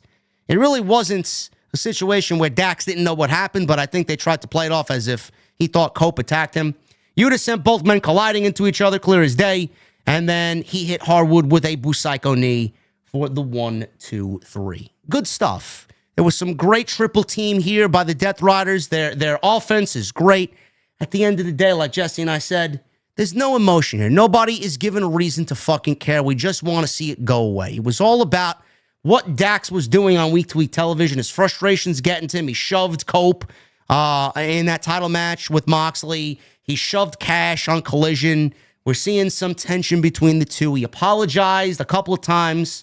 And now we're all expecting the honeymoon to be over here, and that's exactly what happened. Post-match, Death Rider celebrated going back through the crowd. Wheeler was left standing with Cope as Cope offered his hand to help Harwood up. Red FTR stood tall. They all stood in the middle of the ring as Wheeler was about to leave when Harwood laid Cope out with a pile driver and turned out of nowhere. Not really sure that's the brightest of ideas given the guy's history of neck issues, but here we are. Harwood quickly grabbed 2 chairs and wanted Wheeler to deliver a concerto with him, but Wheeler shoved his partner down in defiance. Yuta, I keep calling him Yuta, Cash Wheeler, to deliver a concerto, shoved his partner down. Wheeler went to help Cope, but pulled him up, and they delivered a shatter machine. FTR hit a spike pile driver onto a chair on Cope. Again, not the brightest of ideas. That one was worse than the other pile driver. And after the spike pile driver, they both were beating him up. Wheeler says, "Allow me to hit the concerto," and that's exactly what he did. Doctor ran in, and Wheeler delivered another one for good measure. Cash mocked, putting a neck brace on himself, and Cope was laid out on a stretcher at the end of this, and they put a neck brace on him, loaded him onto a stretcher, onto a gurney, Jesse, and they got him out of the building. McGinnis said FTR stands for fuck the rest. Just like my song at the beginning of the show, fuck the rest.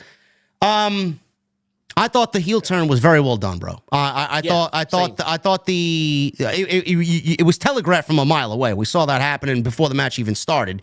But the fact that Cash shoved Dax down after Dax delivered the pile driver, I actually liked that because it gave the sequence after that some real heat. Because everybody thought that Cash was going to do the right thing, and then he eventually did not and joined his partner. So I thought this came off incredibly well. It gives FTR a new lease on life, a new fresh coat of paint, because they were dead to rights, man. They're not going nowhere.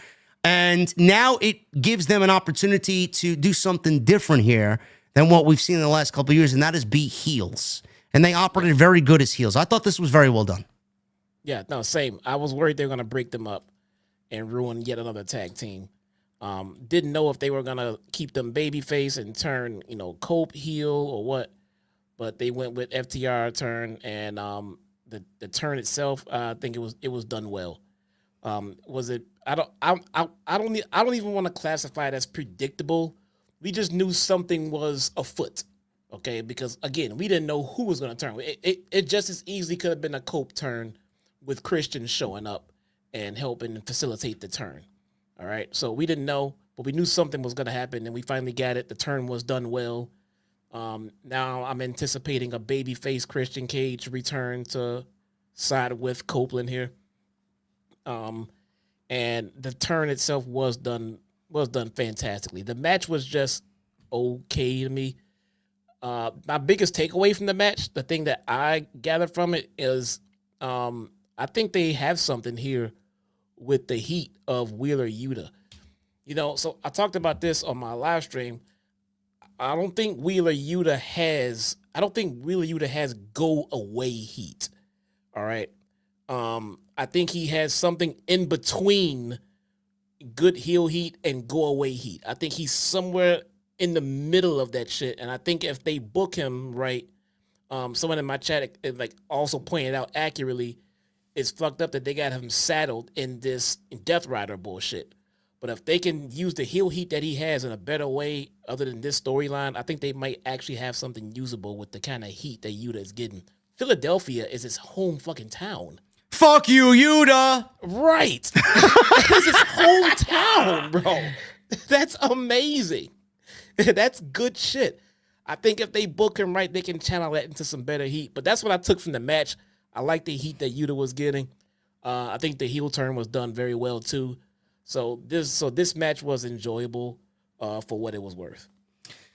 Yeah, I don't know where they go from here. I'm going to be interested to see what FTR's follow-up is, man. We got rah-rah speeches, the kings of rah-rah, man. What's the opposite of rah-rah speeches? Complainy pants speeches. So Dax on Twitter, basically. Yeah. Yeah, so yeah. Basically, we're gonna get Dax's Twitter persona on TV.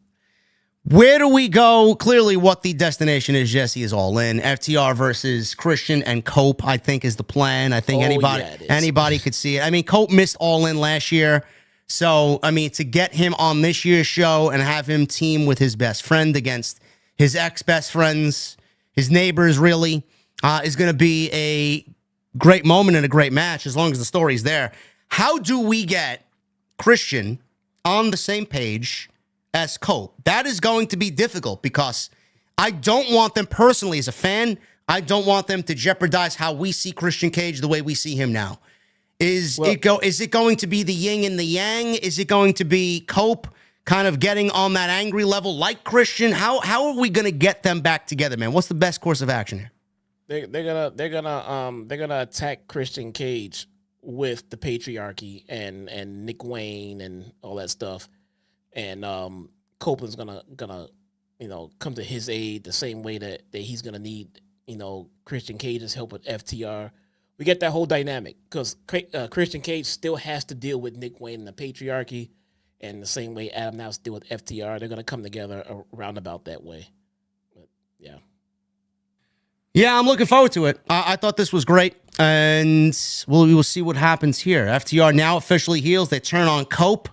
And hopefully we get some sort of address on Wednesday, being that this was the one of the biggest moments that happened on this show. We're definitely getting like the fucking a version of like the Valley Girls do with the fucking all this other the obnoxious fucking kind of tweener treatment or personality of Christian Cage and stuff like that. They're gonna be just like one-liners and shit like that and dicks and all that stuff, but yeah, it's gonna be the babyface version of that for sure. Yeah. Moving on. Timeless Tony Storm with Luther against Megan Bayne. This is for the AEW Women's World Championship. They have built Megan Bayne up, Jesse, like the Brock Lesnar of the AEW Women's division. She is portraying a Greek goddess who is just absolutely an unstoppable monster. And we've seen that now for a nice string of weeks, 2 months. She's been consistently on television. Tonight, she got a championship match, and I said this on Twitter. I was expecting a good match. Tony doesn't have bad matches, and Megan Bayne is very good at what she does. But I said this on Twitter, how you take Megan Bayne, who is on television for 2 months, and you rush her to the top because there really is nobody else that they have in position to wrestle Tony Storm coming out of what was an 18-month feud with Mariah May over the World Championship.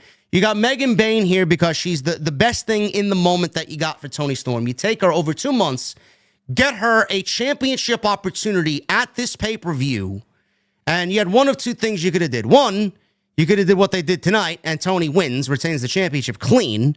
Or two, you have some balls, a nice sense of unpredictability, and you give Megan Bayne, the monster, an undefeated monster at that, the AEW Women's Championship. Now, we all knew that wasn't going to happen because they just put the belt back on Toni Storm back in February and had her finish Mariah May off at Revolution. So the likelihood of that happening was not going to be. What they did here tonight was get Megan Bayne a championship match in 2 months, have her wrestle Toni Storm in what I thought was a good match, have her lose clean, and now we're looking at Megan Bayne, who needs to go to the back of the line and reach the top of the mountain in this division, only to see herself fall down that mountain with really nowhere else to go, man. When you reach the top, there's no other place for you to go but down, and that's exactly what they did, man. I'm sorry. I can't get behind that. I think that's fucking awful, lazy creative. Yeah, I don't know how they figure this one out, but there's I feel like they somewhat slightly protected her in the loss. I don't feel like she's like bound for catering and nothing like that. I mean, but it is going to be important on how they book her and what they do with her. You know, it just can't be okay, well, she lost, now what? Now we can just do it. You have to be extremely specific and extremely detailed about what you're going to do with Megan Bayne if you plan on keeping her aura going forward, because it just can't be on Wednesday, all right, now we got to put you in a match with Queen Amanada one-on-one. Here we go. That's not great. You need to keep her somewhere along the top of the card, in the top story, somewhere around Toni Storm, somehow. But it needs to make sense. It needs to make sense. I mean, you want to tell me a story of why she wants another match, or why I could see Megan Bayne attacking Toni Storm come Wednesday. But make it make sense, though. That's all I'm asking. But I feel like that's asking a lot, because I still don't know why her and Penelope Ford are together. Penelope Ford got kicked out of the match. You know, Luther took her out and, apparently had his way with her backstage. I don't fucking know. But I don't know what the importance is of Penelope Ford and Megan Bayne. Why are they together? How are they bonded? What is their agreement? What is their situation? They still won't get into that. Oh, that don't matter, bro. That don't matter. According to the sickos, that don't matter. I'd love an explanation. I mean, what is the reason for their partnership outside Joey Janela? Yeah. What is their reason? Oh, God, what if he comes back? Okay, I'm sorry. I said that. No. Okay. Well, it can't be any worse than what's on television now. Yeah, he'd actually be more entertaining than what we're seeing. Honestly. No, because then he still has to be booked by AEW. Well, whatever. I mean, they failed to give us an explanation as to why they're together. The match itself was fine, but the outcome, people are telling me, well, this match is going to happen again. Well, what difference does it make? Tony ain't losing the title before All In. We're this close to All In. You're going to have your top female ever without the title going into All In? Yeah, but it's going to happen again. All right, so what happens when it happens again? She loses again? And then she's right back to where Camille is. Yeah. So, they're kind of in a conundrum right there, because, you book it again, then what? You know, unless you're going to take the title off of Toni Storm, and I'm sorry, it's just not a good idea. So this is what I mean about trying to fix the creative when you're at this point, because it should have been fixed a long time ago. Maybe it wasn't a good idea to have Toni Storm come back and beat Mariah May. I don't know. Maybe you should have gotten that title onto Megan Bayne while Toni didn't have it. And then let Megan Bayne go ahead and have her little run and go ahead and lead right into the goddamn pay-per-view. And then at that point, Megan Bayne would have been even bigger and on a bigger tear. And then the returning Toni Storm comes back to dethrone her, and you could have done it that way. But it's kind of hard to book a Megan Bayne now because she just had a title shot. She's already lost it. Now you don't want to take the title off of Toni Storm because you just put it on her. Now what do? Listen, bro, I'm gonna have to stop you. You're making too much sense here. You can't come to an AEW stream, bro, and start talking all this sense and booking the show better than the actual people who work there, and then ask me to say, you know what, that's a good job. Bro, they got to figure some shit out, because otherwise Megan is going to be on the same path as Camille. All her luster. Listen, I may be over exaggerating here, probably not, but she's already lost. It's over. She's got a championship match. She lost. She's not undefeated anymore. Megan Bain's not special. You guys killed that mystique in 2 months. Am I surprised? Of course I'm not. Look at what they did with Camille. Look at what they did with everybody else. So, exactly where do you want me to be excited about Megan Bain? Nowhere. This match was fine. You know, you got the Rocky, Ivan Drago dynamic here. You got the Batman and Joker dynamic. You got the Cody Rhodes and Roman Reigns dynamic here, right? Yeah. Tony overcame the towering monster as Megan Bain is the Brock Lesnar of the women's division. We'll pick it up towards the end here. Bain avoided a Storm Zero. But wait. What happened? What about Tony's entrance, though? You want to talk on Tony's entrance? Yeah, she came out on a Rocky montage. There you go. In Philadelphia. Of course she did. It was so good. That's why I mentioned Rocky and Drago. Yeah, it was so good. Storm was training like she was Rocky on the streets of Philadelphia before screaming into a pillow. And then she woke up. She's dressed as Rocky Balboa while Luther is Mickey. And she woke up, unfortunately, realizing that she was on AEW television. Oh, yeah. Yeah. We'll pick it up towards the end here. Bain avoided Storm Zero. She sent Tony to the apron where she hit a back suplex from the outside in. Bain took way too long going up to the ropes. This allowed Tony Storm to recover, hit a release German suplex that nearly dropped Bain on her fucking head. I wouldn't be surprised if Megan Bain has a separated shoulder. That's how bad that looked. Oh, that was fucking ugly. Yeah, it was. She got her rotation over just enough so she didn't get that pressure to come straight directly down on her head and neck. Yep. My God, man. Yeah, we already got one person in that household already injured. Janela's got a torn pec, I believe, and now that could have seriously injured Megan Bain. So thankfully she was all right, or what looked to be all right. So both ladies get up, slugfest. Storm is throwing some bombs, sidesteps Bain, who wanted a lariat into a release German. Bain caught a charge from Tony, hit a stalling German of her own. She then connected on a brutal-looking Falcon's Arrow.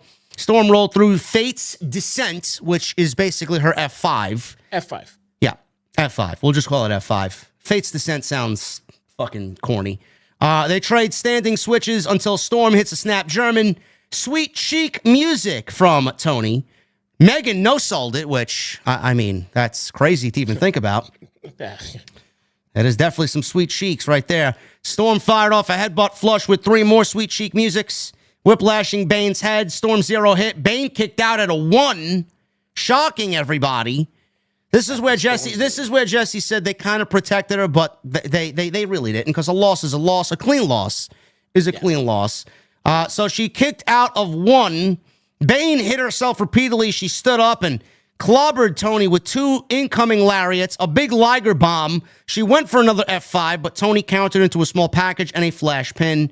Bain couldn't believe it, and neither could Storm, who was on the ramp. That's it. That's basically it. Good match. And Megan was presented like the monster that she is, but she's already gotten a championship match. She's already reached the pinnacle of what everybody desires to be in this division.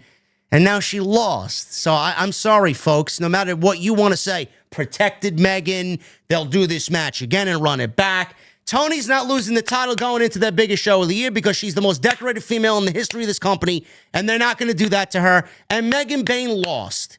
So I don't know what you want me to say outside of I'm disappointed that they took another huge prospect here. Someone who is basically on everybody's watch list to throw them into a championship match, feed them to the #1 female in the company, and lose. So now what do we got to wait? For Megan Bain to get back on track, and maybe if Tony loses the championship, she'll win it at the end of the year? Hopefully they have a plan for her, Jesse, because just like everything else we said tonight, I don't trust them as far as I could fucking see them. Yeah, don't forget, she's already beaten all of the other baby faces on the way up to becoming the Megan Bain that they've built. Yep. And we've already seen her in stat. You know, I mean, what? So if we're getting Tony Storm and Mercedes at All In, what does Megan Bain do? Someone in the chat said this is exactly what they did with Deanna. That's a great fucking point. Why World of Wrestling Podcast? That is a great point. They did that with Deanna, and where did Deanna go? I Catering. literally said that. She is Deonna Purrazzo is one of the biggest wastes in AEW. Yep. And that is saying a lot. Yep. That is awful. Megan Bain loses. First loss. Tony retains. Not looking good for the Megasis in AEW. Kyle Fletcher versus Mark Briscoe in a Owen Hart Foundation tournament on this Saturday night's Collision. Dynamite or Dynasty. Listen. Rampage. Kyle Fletcher's great. Mark Briscoe's great. This was a great match. It's one of the best matches of the night. I just can't be bothered to care, Jesse, because something like this should not have been on the show. This would have been so great on Dynamite or Collision, yet they needed to do it here. So we got this match, which was basically a rematch from what they did on Collision a couple of weeks ago. And the outcome, just like the first three matches, everything was predictable, bro. Kyle Fletcher wins. He goes on to the semifinals. He now wrestles the winner of Hangman and Wildcard, which we don't know who that is yet. And we'll pick it up towards the end here. So after some big shots, we got Fletcher turning into just a wild man out there. Hard corner chops. Fletcher is delivering some big shots to Briscoe. Both duck running clotheslines, and they collide, and they double down. So they both get up very slowly. Briscoe is trying to fire himself up. Big flying Briscoe forearm. Fisherman Buster. He goes for two. Thrust kick response from Fletcher. Briscoe floated into a Liger bomb attempt, but Fletcher powered up into a brutal snake eyes. Enziguri and thrust kick on the apron. Fletcher followed with a nasty brain buster on the apron and a sheer drop brain buster back in the ring for two. Briscoe floated over into an avalanche brain buster. Wanted a cutthroat driver, but Fletcher held onto the ropes. We got a big power bomb from Briscoe, who followed up with Froggy Bow. He went for a cover and got a near fall. Briscoe wanted a J driller. Fletcher got out of it. He hit another driver. Flush. But then Fletcher rolled to the outside. Briscoe leapt off the top with another Froggy Bow. Back inside, tried again for another Froggy Bow, but Fletcher got the boots up to block it. Running corner kicks landed as Fletcher goes up top, and another brain buster, this time avalanche, off the top rope as Briscoe's head comes crashing onto the turnbuckle. 1, 2, 3, and Kyle Fletcher wins. Great match. I'm not going to say otherwise. It was a great match, but not really needed on this pay-per-view, Jesse. Fletcher advances, as predictably so, and he goes on to wrestle Hangman. Yeah, it's just not a pay-per-view match. No. Especially with nothing on the line. Yeah, well, yeah, it made it work. Well, no, it was a tournament match. Whatever. There was something on the line. Sure. But especially if the card is already too long. Yeah. Now, if the card is short and you need a filler, okay. There's something on the line here. It's a tournament match. You need to fill out the card. You need to space. Sure. This card is already too long. When you need to be cutting shit out. This match didn't need to be here. A few of these matches didn't need to be.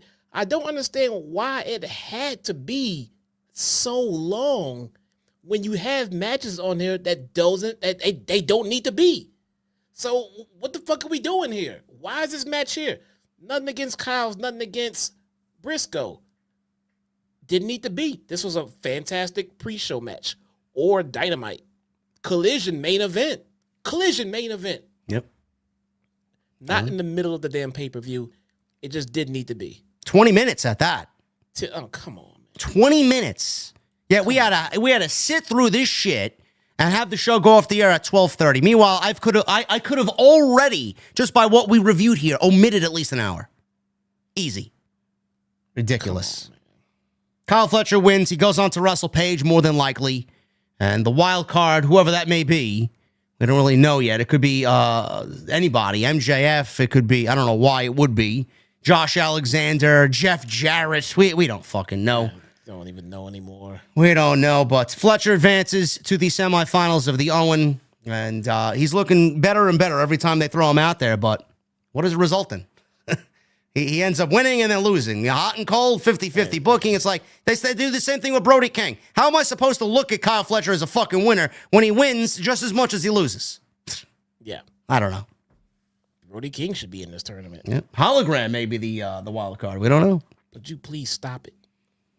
Please. Bro, this is Tony Khan we're talking about, bro. Are you surprised? No.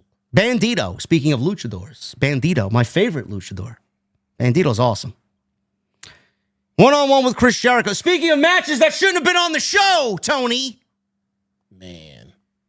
The Jericho Ring of Honor, the Jericho television time Vortex needs to be over and done with. I'm sorry. This needs to be the end of Chris Jericho on AEW television for the foreseeable future, especially after the comments that he made on some fucking podcast where he said he would certainly think about a WWE return. See that? That should be enough to come on. That should be enough. That's enough, Tony. He committed cardinal sin number 1, bro. Get him out of here. There you go. There you go. You did it to everybody else. You can't play favorites now, man. Jericho said it. Now he's got to suffer the consequences, just like everybody else. And everybody knows. Who does not know that eventually Jericho is going to go back to go get inducted into the Hall of Fame? Of course, everybody knows that. At some point, I mean, it might not be next year, but whenever it happens, it's going to happen. So even though he said that, that shouldn't be anything to get pissed about if it's Tony Khan. Of course he's going to go get. He deserves to be inducted in the. You hear comments like this, and then everybody thinks that Tony's going to allow Steve Borden to go induct Lex Luger into the Hall of Fame. There's already probably a resounding no on that decision. So I'm waiting for that shoe to fucking drop, and everybody have a fucking stroke on social media because of it. Yep. Bandito, this is a mask versus title match. Bandito's family's out in front row, you know, because we're so emotionally invested in Bandito's mother and sister, you know. I wanted to say why. Well, I said why. I said why at the beginning of the show.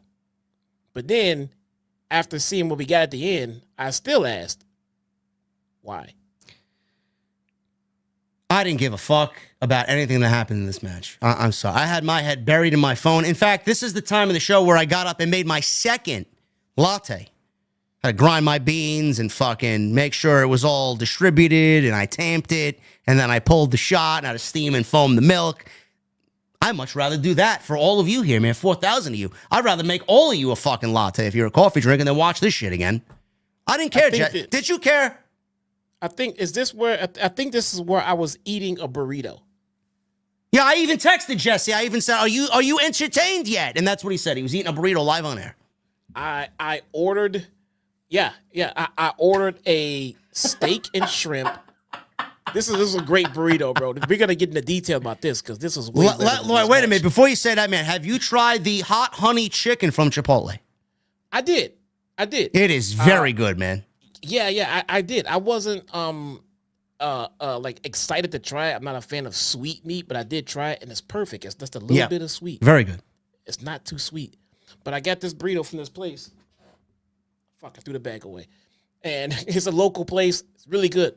Marinated steak, shrimp. You might think shrimp at a restaurant, you get Chinese food, and you get that canned fucking sardine-looking shrimp that they put in the fried rice. No. Big-ass fucking shrimp, marinated fucking steak, seasoned rice. Best burrito I've had in a long fucking time. I'm eating it, sharing it with my chat. We were going over this shit rather than watching that match. Yeah. That sounds a lot more enjoyable than what we watched tonight, for sure. A good burrito, man. Very tough to find. Good. So we'll pick it up here. One thing I want to mention in being in this match, Bandito does this great spot where he holds someone up in a vertical suplex and he counts to like fucking 50 or whatever, as long as he can hold someone up. Jericho's not the smallest guy, so he held him up there at least 20 in a vertical suplex, and he did that and drove him down. The crowd really enjoyed that. We'll pick it up towards the end here. Chance of please retire, directed at Chris Jericho.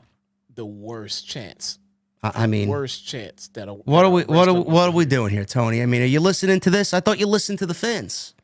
This has got to be over. After this, it's got to be over. So Bandito, he is trying for a gorilla press. He hits a frog splash and the gorilla press off the gorilla press. The gorilla press was the frog splash. Bandito tried for another dive. Jericho got the knees up for the double down. So he did that tornado dive off the top rope. Jericho got the knees up, took him out. Both found themselves up. They slowly rose to their feet. They nodded. They were going to do a gunslinger standoff like they usually did. I mean, this spot's already fucking cringy. hate that spot. They already did it. The so first much. time it was cool. The second time and the third time, it's like, all right, enough. Yes. Yeah, that same. That exact the same. I saw it the first time. That's kind of funny. That's kind of cool. After that, I was like, oh my God, they're doing it again. Yep. They don't. Again. This is like the 4th or 5th time they've done it in total. They don't know. So they did their gunslinger thing, and Jericho attacked Bandito from behind. He tried a head scissors, waving to the crowd off the top rope. Hi, guys, he says. Bandito countered into a reverse GTS. Bandito wanted the 21 plex, which is his finish. Jericho rolled through into the walls of Jericho. Bandito got the ropes. Jericho argued with the referee. Brian Keith all of a sudden runs to the ring after he was a loser earlier in the night, so he figured, let me try and help my guy retain this title. Gravity? Who? I don't know. Gravity, Jesse's out there. Okay. Gravity. Soon he followed and brawled with Brian Keith at ringside. Jericho grabbed a baseball bat with the referee. I think this was Bryce Remsburg, who was derailed here from calling the match because he's looking at these two fucking geeks on the outside. Jericho grabbed Floyd the baseball bat, and he nailed Bandito with it, hiding the evidence in between the ring and the steel steps. It was a good hiding spot. Jericho made the cover. He got the win. I held off from tweeting my displeasure.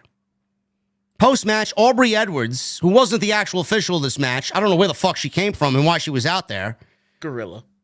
Oh, she came from Gorilla. Yep. Okay. Which makes what she did seem all the more stupider. But go ahead. So apparently she comes from Gorilla, and she was talking to Bandito's mother and sister, who apparently were yelling at Aubrey Edwards, who was out there for no reason. Don't know why. Yelling at Aubrey, who told her about the baseball bat. They pointed at the steel steps, and they left ringside and were allowed to come to the ringside area and show where the evidence was hidden. Bryce Remsburg looked at the bat as Aubrey Edwards pulled it out from its hiding spot, and Bryce Remsburg restarted the match. Jericho grabbed Bandito's sister by the hair. She slapped him. This allowed Bandito to hit a reverse GTS and a 21 plex to win the championship. And Tony Schiavone said, not often are matches restarted in AEW, but justice was served in this case for Bandito, who celebrated with his mother and sister and Gravity. He went over to the Spanish commentary table and he started cutting a very impassioned promo that nobody heard because we couldn't hear it on his headset, the Spanish headset, and that's the way the entire match ended. So my question is just, never mind Bandito won the Ring of Honor Championship and we can sit here and say, fucking get this shit off of AEW Dynamite. I don't want to see this on television anymore. Keep it to the app. Why haven't AEW referees done this for all the other instances, which right now are fucking 6 novels worth of instances? Why hasn't referees in the past come out to do this same thing when nefarious things have happened? Why did Aubrey Edwards all of a sudden say, you know what, I'm going to go out there and justice is served here? Why tonight to make this decision? Jesse doesn't know. He's speechless. She came from Gorilla. What are they doing in Gorilla? What is everyone in Gorilla, everyone in the Gorilla position, everyone in the GOAT position at a wrestling show, what are they doing? They're watching the match to see what goes on. Did they not see Jericho grab the bat the same way that we saw it? They absolutely did. Everybody saw Jericho grab the bat. But Aubrey Edwards had to go out there and hear from Bandito's? Yeah, Bandito's mom and sister that Jericho cheated. She couldn't see that shit in Gorilla. I don't know. I don't know what to tell you, bro. Aaron Loves Wrestling Podcast. Who? What are you talking about? Is that on the chat? Aaron Loves Wrestling Podcast says AEW Dynasty was great tonight. Y'all need to chill. This guy has 13 subscribers. Aaron Loves Wrestling. Aaron's a fucking retard. I'm sorry, bro. Get out of the chat. You're 13. A complete blithering idiot, man. This show was the worst pay-per-view they've ever put on. Done. 13, 1 3 7 videos. And you want to tell us how that many? this show How is many great? subscribers? 13. That's how many brain cells Aaron Loves Wrestling has. This show is great. That's how many people. That's how many people watch Ring of Honor on the app. This pay-per-view was great, chat. This pay-per-view was great. Everything's great, man. Nothing's wrong in AEW, man. They can do no wrong. They got 1.7 million people watching on Max, man. Nobody cares. Now, if the official from the match would have come down and did what Aubrey did, it still would have been illogical. But at least it was not a referee who already saw Jericho use the bat. She came from Gorilla. If she was in Gorilla, Gorilla is surrounded by monitors and other wrestlers and management who are watching said monitors. But Aubrey was doing what in Gorilla? She didn't know. She needed Bandito's mom and his sister to tell her that he used the bat and hid it behind the stairs. And then she told the referee on duty what happened, and then they restarted the match. At least if the referee of the match would have done that, we could have said, well, he didn't see it. His back was turned, wrestling. Still wouldn't have justified going off someone else's word like their mom and their sister. But Aubrey Edwards was in Gorilla with everyone else who saw Jericho already.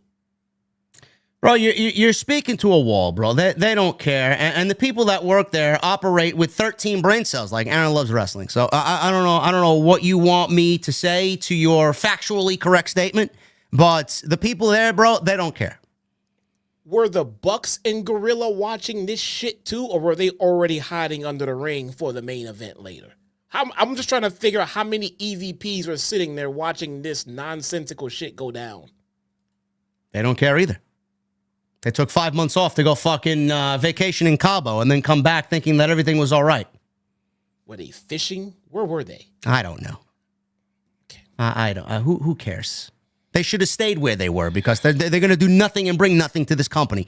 Moving on, man. After this, Bandito celebrates and he's the Ring of Honor champion. The Jericho experiment needs to go away. No more Jericho on TV. No more TV time. No more learning tree. And the Ring of Honor shit, get it the fuck off television.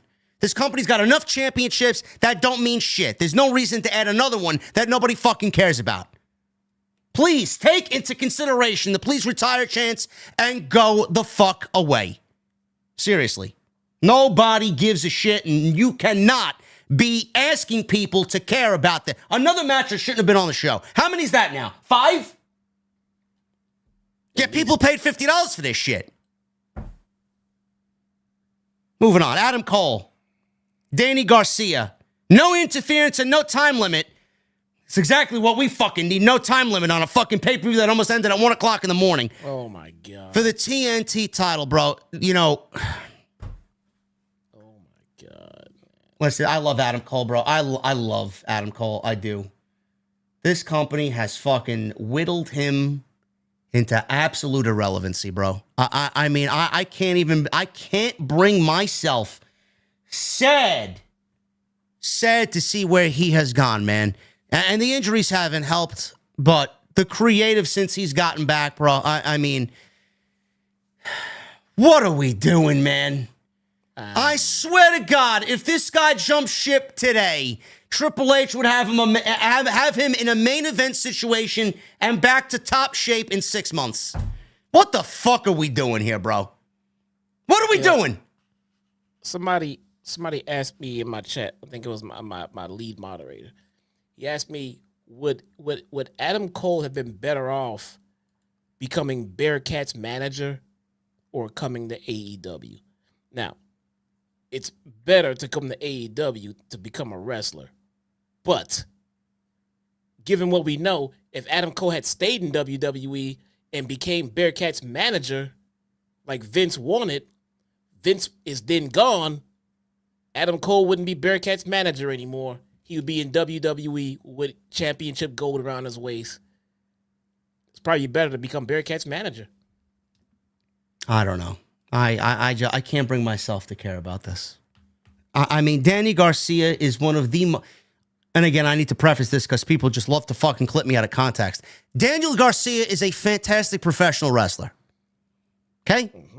So you can't clip me out of context now. Danny Garcia is a great professional wrestler. Danny Garcia, at the same time, is absolutely one of the most boring professional wrestlers presented on television nationally in all of pro wrestling. The guy is so fucking vanilla and so unlikable on television. It is fucking sad. You mean to tell me that this kid signed, and good for him because he's making bank and he fucking swindled Tony Khan out of whatever the fuck they're paying him. Good for him. 3 years, 4 years, 5 years. Go make bank, bro. Go make bank. The fact of the matter is, if you think he's better off here over the next 3, 4, 5 years than he would have been in NXT, you are absolutely a delusional fuck. I would have taken less money to go to NXT and be where actual stars are made instead of fucking be dwindled into nothing. Look at what the TNT title, TBS, TNT, whatever the fuck. Look at what the TNT title has been reduced to, bro. This title hasn't felt the same since the days of Sammy when he was actually on television, Guevara, Cody Rhodes, Brody Lee. I mean, what is going on with this championship? Danny Garcia has done nothing with it. It's almost as if they were ashamed to even put it under a spotlight, bro, and put it on Dynamite. Where's it been? What's going on with the title? Danny Garcia has done nothing with the title. No, absolutely not. I want to say nothing of interest, but no, there's been nothing at all. I mean, they just set him up to give it to Adam Cole. Let's see what happens to Danny Garcia now. They gave this guy the TNT title upon signing that contract, and they did nothing with him with fucking glimmers of, oh man, I'm gonna be an AEW superstar, and I got this plan as I signed my new contract. The plan was you're a loser, and the plan was not really a plan. They gave you a title with nothing behind it. And now you got nothing at all. And now the title's on Adam Cole, as if he's going to do anything with it. Nope. Well, I don't know. I feel like they have a better chance at doing something with it with Cole than they did with Danny Garcia. Not saying that they're going to do anything with it on Adam Cole. I'm just saying we have a better shot of getting something productive done with it than Adam Cole than we did with Danny Garcia. Who's next for Adam Cole? I don't know. Who cares? This is all a waste of my time. Another match that should have been designated for Saturday Night Collision. I didn't give a fucking single shit about anything that happened here. So we'll pick up the ending here. Garcia, he got a inside cradle on Cole. Cole's leg buckled. Garcia hit a Panama Sunrise out of it. Garcia lowered his own boom. He pulled down the knee pad. Cole kicked out. A visibly frustrated Garcia, who can't beat Adam Cole here, slammed Cole's leg repeatedly against the mat, but had second thoughts when trying to deliver another pile driver. Bro, you're in a championship match and you're having second thoughts about retaining your championship. What type of stupidity am I watching here? Cole back to his match with MJF last year. Well, maybe that's why he's in the position that he's in. Garcia went for an avalanche pile driver. Cole fought out, hit Panama Sunrise. Cole went for another on the other side of the ring, hit a second one before lowering the boom for the 1, 2, 3. Goodbye. Post-match, Cole offered his hand to Garcia, who accepted the handshake. He gave Cole the belt, despite being heartbroken. Goodbye. Someone in the chat said Adam Cole is a free agent in October. It says Daniel Dixon. Is that true? Man, I'd be running out of that fucking company. Don't know that with certainty. I'm not running with that bullshit. Yeah. The last thing I need is what's Daniel Dixon's opinion, not mine or Jesse's. We don't know. Yeah. Last time we read the fucking chat, we had Security Sam coming after us. I'm just don't call security. Oh man. Again, it's complete irrelevancy, complete garbage. I'm sorry that anybody that paid tickets to sit there actually did sit there. The silence was more deafening than anything in this audience during this match. By this time, Jesse, people just wanted the show to end. I didn't even realize that we had 2 more matches left after this. Oh, I did. Kenny Omega, triple threat match. Ricochet, Speedball Mike Bailey, International Championship on the line. Everybody and their mother knew this was going to be a great match. Was this the best triple threat match in AEW history? Well, it's certainly going to be up there. The last time we felt that way, Will Ospreay, Ricochet, and Takeshita had a great triple threat match. That was awesome. I believe that was when? What was that? At World's End? I forget when, but it was recent. They've had some pretty good ones, though. It was recent, yeah. So this was fun. This was great. Everybody knew this was going to be great. All three guys are great wrestlers.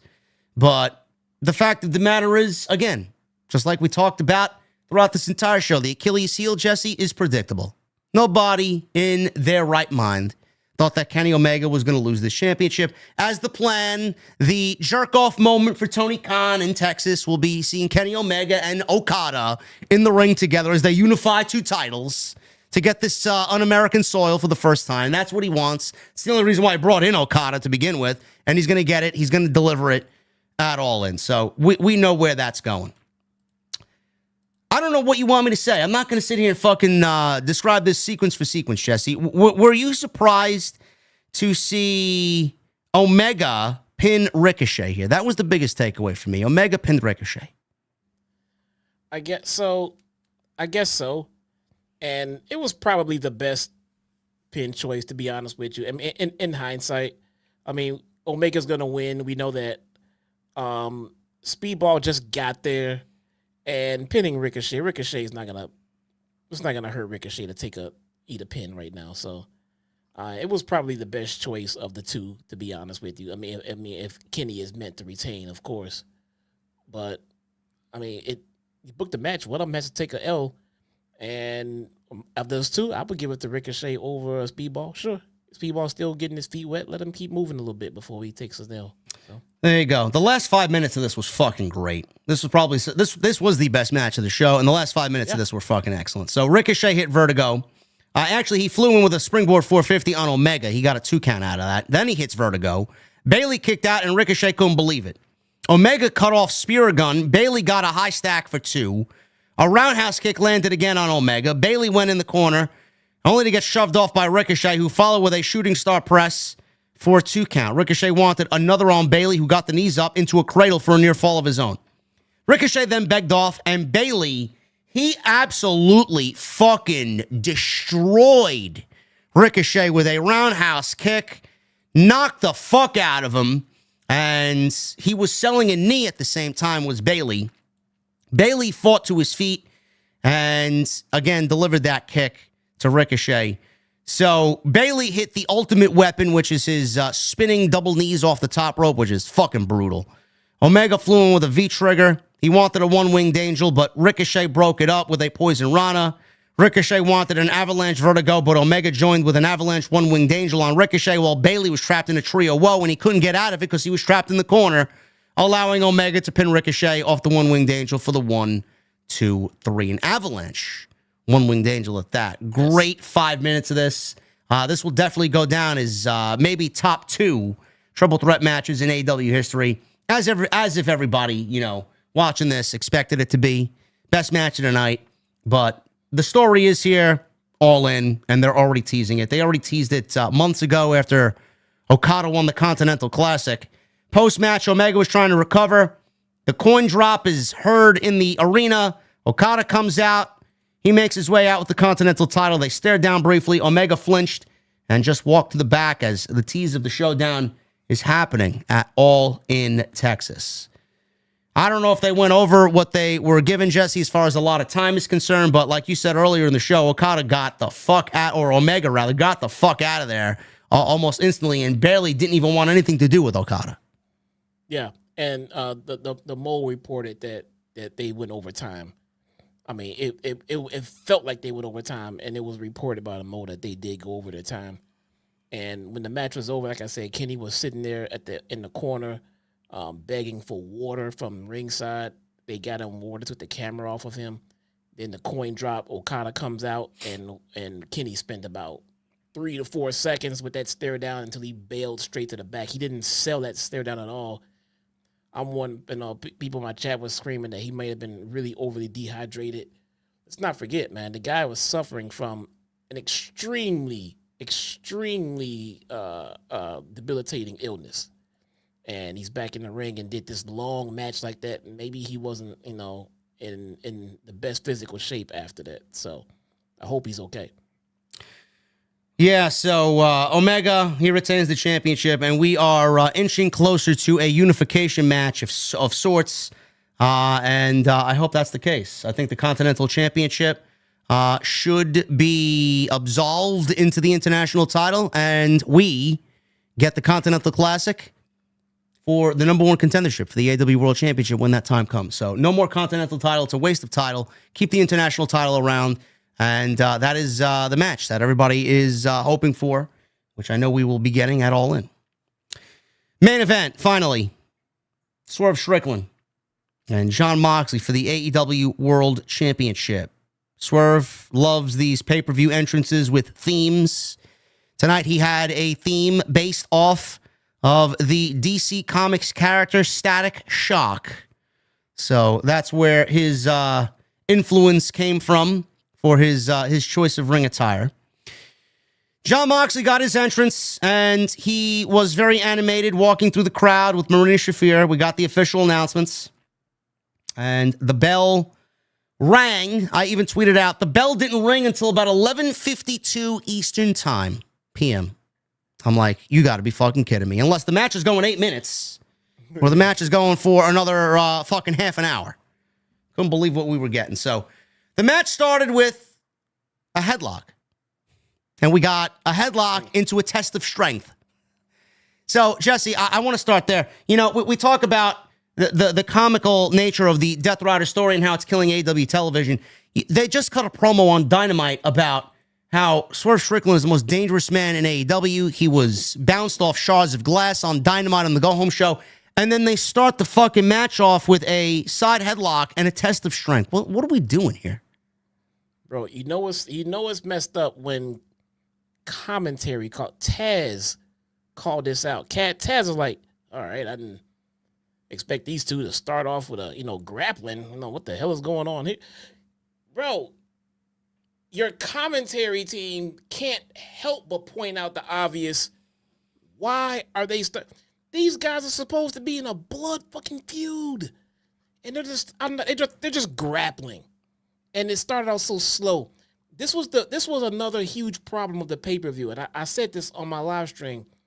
The pacing needs to be addressed. If you're coming off a triple threat match like that went overtime and ended on that kind of height, in our next match, the main event, headlock. Bro, the crowd does not want to see a headlock right now. I understand that if you have a long match to pace out, coming from what you just saw, you need to keep that same energy. And if you need to bring them back down in the middle of your match and then build back up to your crescendo at the end, then that might be the better way to go. But to give us Ricochet and Speedball Mike Bailey and Kenny Omega to the level of what they did, and then you give us the main event, headlock, you just killed the momentum of a live crowd who's been there 5 fucking hours and they're ready to go home. We'll pick it up towards the end here because I cannot bear to even talk about this. I was legitimately, and Swerve, I've been on record saying, and Jesse's a big fan of Swerve too. I've been on record saying Swerve is the best big match wrestler that they got, or at least one of them. And he made this feel. This was a lot better than Copeland. I'll tell you that right now. But it all falls back on Jon Moxley. I blame nothing on Swerve Strickland. He did everything possible to make this as good as it could be. It's all Jon Moxley. It is all him, and he is absolutely a complete. He's just whatever the right word, cancerous to this main event scene. He is just an absolute negative in everything that he does. He brings everything that is surrounding him and everything that he's in down. So we'll pick it up towards the end here. Moxley turned him inside out with a lariat. Swerve no-sold it, comes back with a house call kick, and they're both double down. This is when Marina Shafir gets into the fray. She comes into the ring with the briefcase and teased it using the briefcase on Swerve.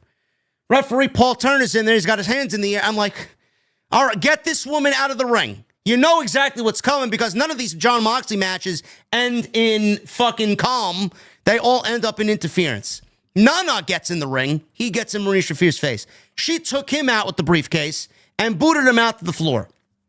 Comically, She's standing around in the ring. She's still in the ring with the briefcase. Swerve is there. He grabbed Marina. Moxley went for a cutter on Swerve. He moved out of the way, and he accidentally delivered the cutter to Marina Shafir.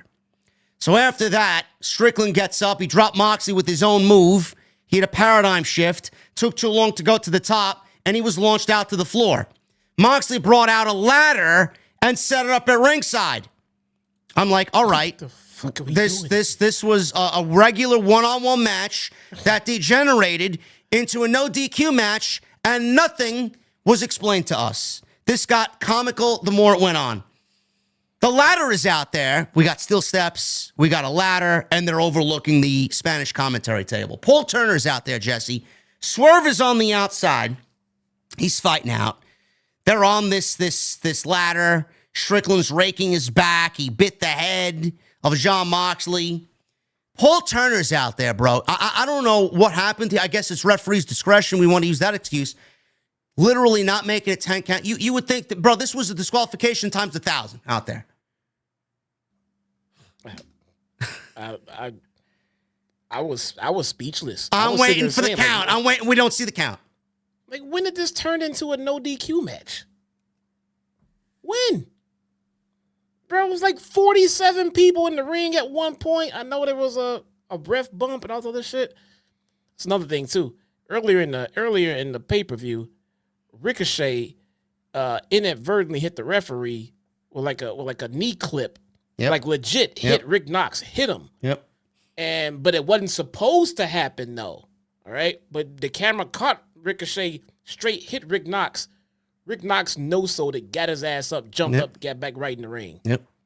Any other time you touch the ref, they fucking explode into fucking oblivion. This was a DQ and a count out times 1,000 here. I don't know. The AEW referees, the company itself makes their entire referee entourage look like the biggest clowns in the entire wrestling industry. It's awful. So this is I'm sorry, but this is the main event. Now, you've had plenty of time to tell us this was gonna be a no DQ match. You didn't.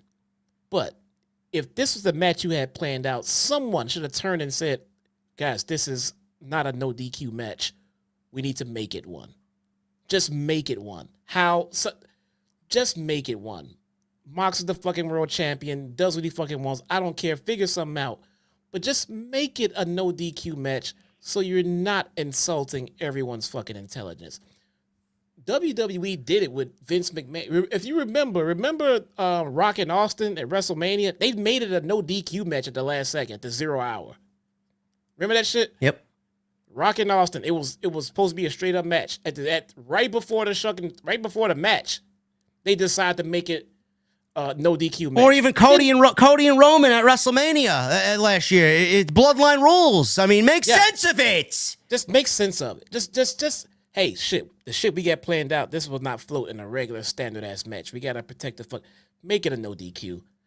DQ. Management has decided that because of have a fight break out between these two. Backstage. Break it up and say, fuck this shit. Get this shit out of your system. No DQ tonight. Go. Something. Because we're all just sitting around like, what's the ref doing? Why is the ref letting this go? How was this allowed? How come nobody's fixing this? Simple. Make it a no DQ match because what you gave us is insulting. So after Swerve rakes the back, they're both on the ladder. He bites Moxley in the face. Swerve stomp off the ladder down through the Spanish commentary table. These hardwood, made of oak tables finally, for the first time, I believe, broke as Swerve stomp through the table on Moxley. I thought Swerve injured himself because he pulled up lame with his knee. They showed the replay 3 times. It didn't look like anything bad, but he grabbed Paul Turner by the shirt, and I thought he ended up really hurt here. Thank God he's not. So after the Swerve stomp through the table, Moxley and him get back into the ring, and we get a slugfest. It's like, all right, he delivers a Swerve stomp through the table. All right, here you go. Here's another slugfest.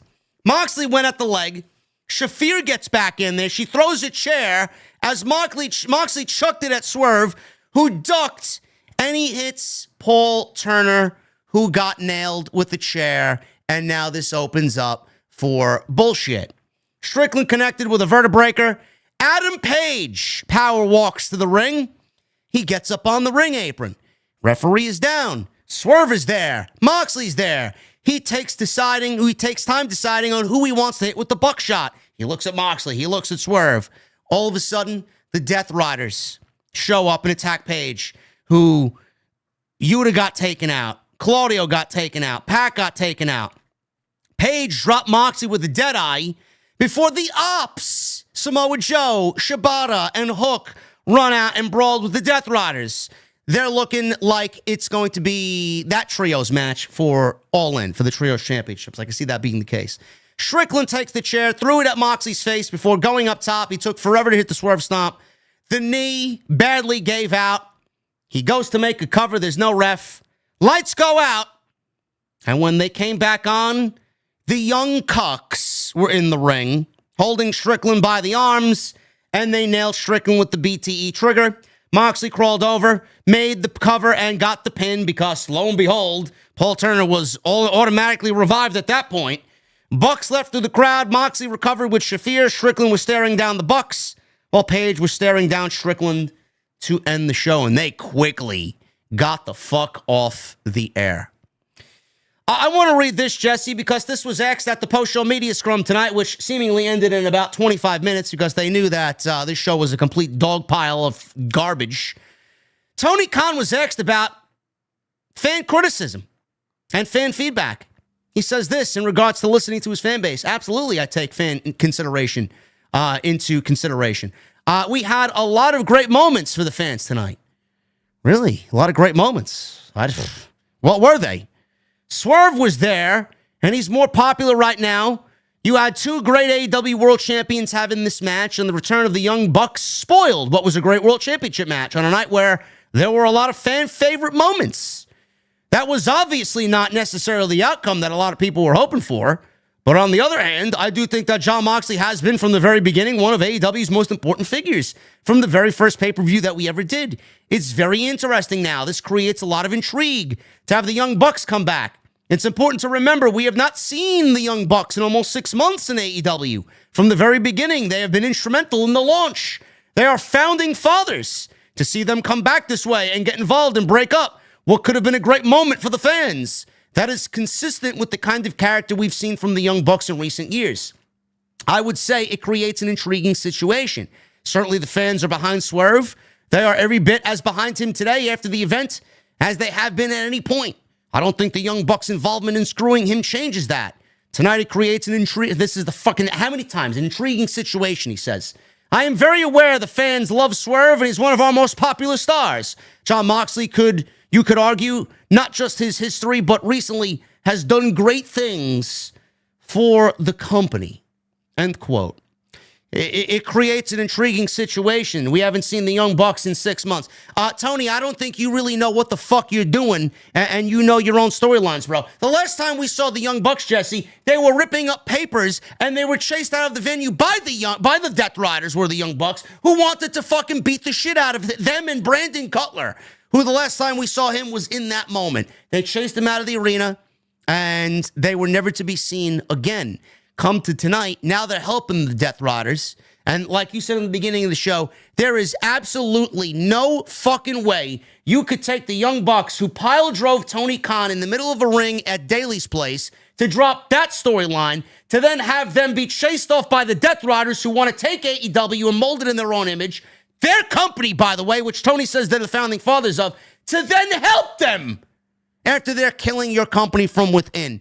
How the fuck does this make any sense? They had one job to do. That was to take the belt off Moxley, put it on Swerve for the next 3 months, get him to All In, have Adam Page win the Owen, have them main event All In like they should have did last year, and give us a conclusion that we should have seen last year with the Cowboy in Texas winning the World Championship. Yet we got the Young Cucks again back on television and ruining the storyline. Bro, we got another 3 months guaranteed of the Death Riders on AEW television, bro. But Tony Khan takes fan consideration into play, and he thinks he listens to his fan base.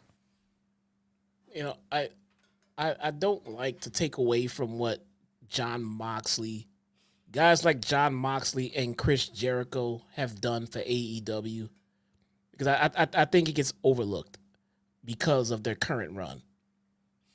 Both of them. And Jericho has put his name out there and his image out there at a time when this company had just started and they had no one. He was the biggest name they had. John Moxley has been Mr. Reliable and Mr. Consistent for AEW when they needed it at that time. But I feel like we're at a stage now where they are chipping away and killing all of that goodwill slowly but surely. Absolutely. I mean, I appreciate what they have done for this industry. Those two guys, I really do. I just want them to stop making us forget about that and having everyone focus on what they're currently doing, which not too many people are enjoying right now, to be very polite about it. No. No, this was one of the worst endings in the history of the company. Absolutely tone deaf isn't even the statement. It is beyond that. Tony doesn't listen to the fans. Nobody in AEW listens to the fans. They think they're right in everything that they do. They're a bunch of bullshit artists. You are never to trust them or believe in them again. And I would not be sitting here this animated if this show was good. This show was not good. This was one of the worst pay-per-views that they've ever put on. An embarrassing display in the main event when they had one job and one job only to do, and they failed at that job. And a lot of people I'm seeing either pirated the show, streamed it for free, or whatever the case may be. I am going to sit here and tell you to continue doing that, and don't give this company a single fucking dime of your hard-earned money if this is the product that they are going to give you. That's all I can say. They lost your trust. They lost any hope of fucking turning this thing around, and they just don't fucking care. For what? Darby Allin, who might not even come back as a human being from his excursion, his expedition. For what? Will Ospreay? Is Will Ospreay being crowned the AEW champion worth the next 3 months of terrible television?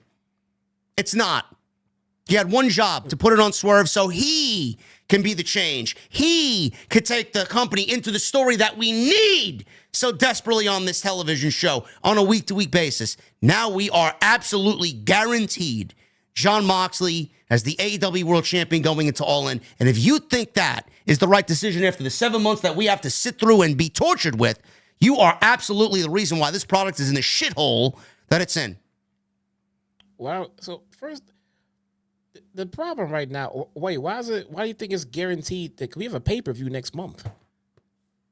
Bro, Jon Moxley losing the championship before their biggest show of the year in a crowning moment as the end of the Death Riders comes, man. I mean, it's fucking telegraphed to be that way. No, but nothing they do makes sense.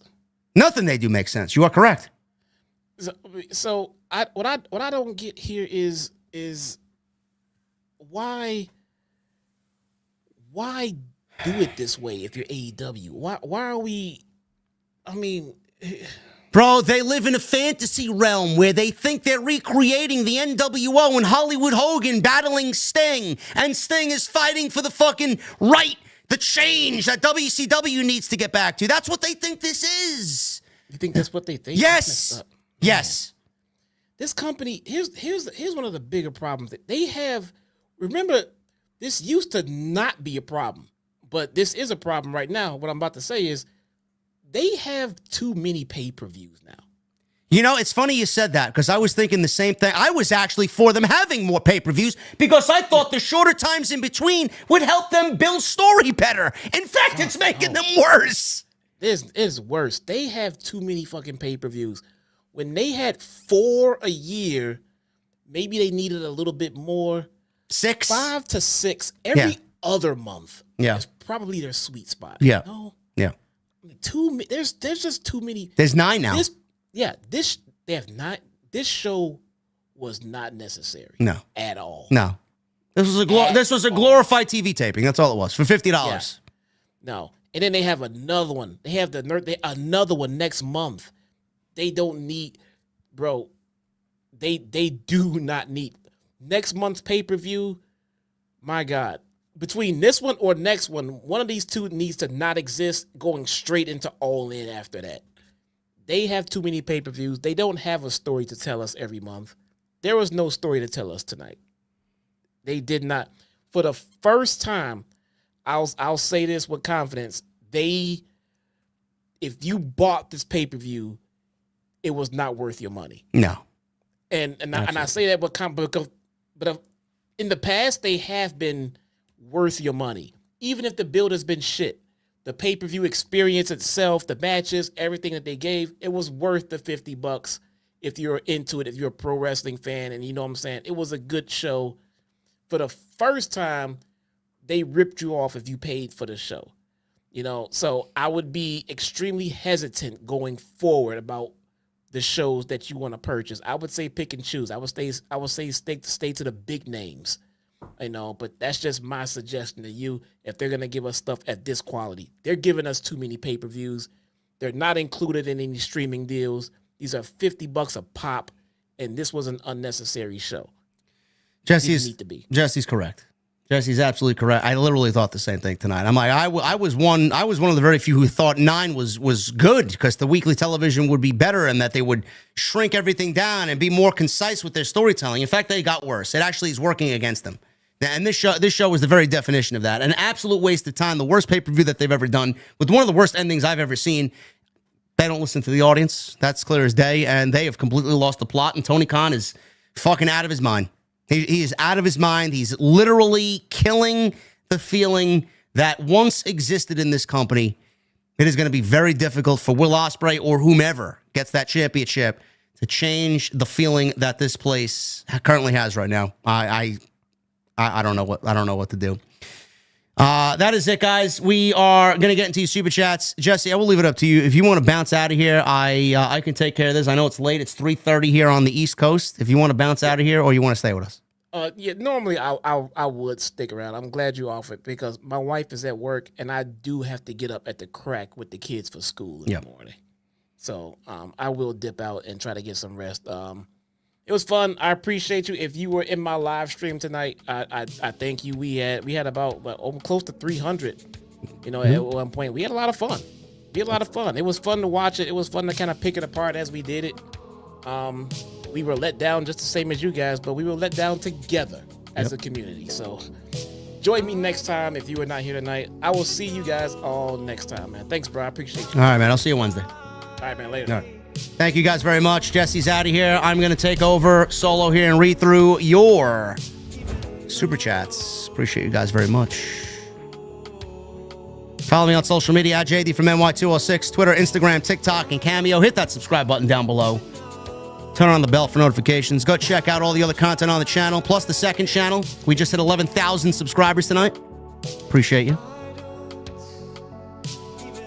Thumbs up. We got 1,500. Appreciate you guys. And everybody watching on X, man, we right now have accumulated 14,000 views on X. Gotta love it, man. Let's get into your super chats. Michael Krause with a $2 super chat. What's up, JD, Jesse, OTS? How is everyone today? Yeah. Thank you, Michael. Nate with a 5. Cheers to you guys. I honestly didn't know there was a pay-per-view this week or today. Says how little the buzz is. Anyway, enjoy. I'm at work all day, so I'll be at sea. Enjoy your work, brother. Glad we could keep you busy. Gold Standard with a 5 swerve, not winning the title tonight. That is uncool. It is very uncool. Jay Everington with a 5. Chris Jericho could be released from AEW. Nothing would be missed whatsoever. He brings absolutely nothing to the product at this point. I agree. I absolutely agree. Joel Resser with a $10 super chat. I'm going to kill it. My creation, TK, channeling Vince in the main event. That's exactly what he did. He's been channeling more Vince than anything lately. It's quite scary to see unfold. Joey Taylor with a $5 super chat. Dynasty, 5 out of 10. I'm excited for FTR's heels. The Young Bucks screwing Strickland was a surprise. Kenny's match with Ricochet and Mike Bailey, match of the night. 5 out of 10, Joey? I give it a 3 out of 10. And most of the 3 comes from the triple threat match. Ivana with a $9.99. Hey, JD, this is my first super chat. Been watching OTS since 2017. You're the best of the best for a reason. Never forget it. Meanwhile, another L pay-per-view. What's new? Laughing my ass off. Heart emoji. Hashtag OTS for life. Well, Ivana, I appreciate you being here. Thank you very much. I saw Ivana became a member as well. Been watching since 2017. I love it, Ivana. Thank you. Hologram! 52 months. What a finish, huh? I can't stop laughing, man. Adam Page! Looking like as big of a geek as ever. Hashtag free swerve. OTS for life. Thank you, Hologram. Black Wolf Inc. with 23 months. I don't know where AEW goes after the show. A lot of phenomenal wrestling, but man, Ricochet is done, Swerve is injured, and MJF is off the card. Wow, TK. I don't know. I don't know what to tell you, brother. Lois with a new membership. Thank you, Lois.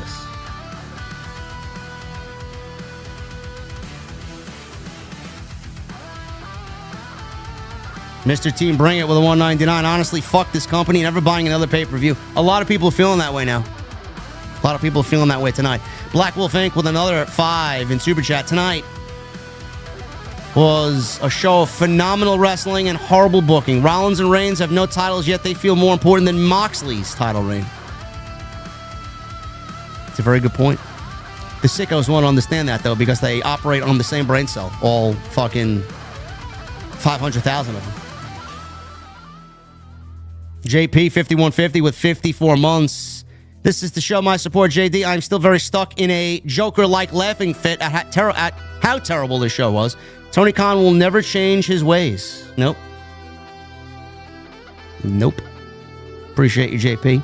Ankle Break AJ with a 5. You wasted Hangman helping Swerve, which is supposed to be a big moment, only to be wasted by the Bucks.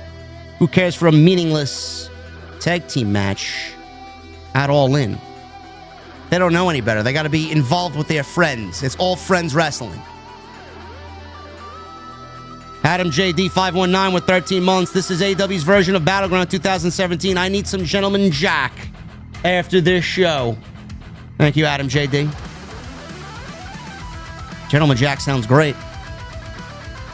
Man of 1,005 holds with a $5 super chat. I'm going to need plenty of Amaro Sours, because I just lost plenty of brain cells after tonight. Disappointing, but you asked for LTB, and here you go. LOL. This is not LTB. I don't know what the fuck this is. Whatever the reverse of LTB is. Sidro with a 5. Why don't I drink anymore? Because the last time I told my boss exactly what I thought of him twice. Hashtag tell this to AEW talent.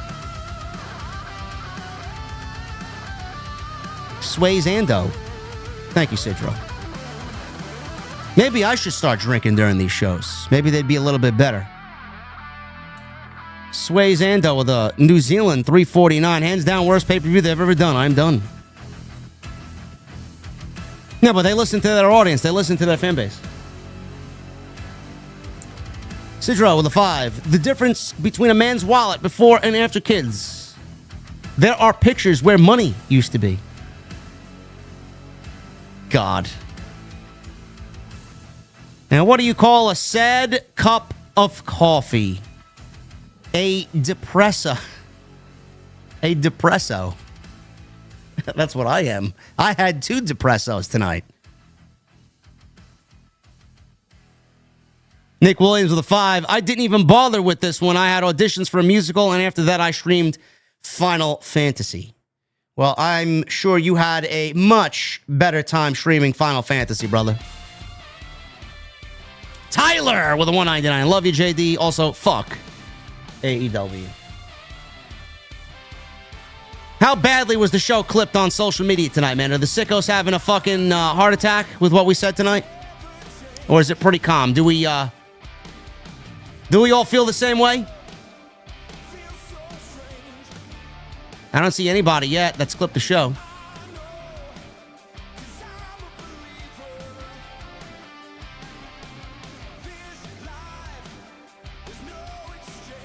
You know, none of the usual suspects have said anything negative about the end of the show. None of the usual suspects. Pro wrestling media is just as bad as mainstream media. It's embarrassing. I've seen some people defending the decision.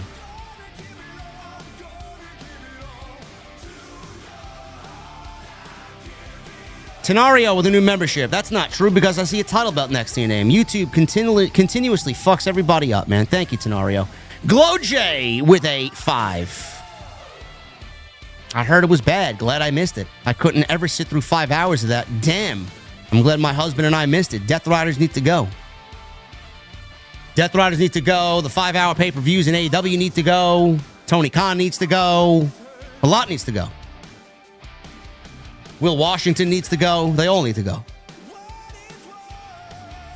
This company is the worst it's ever been.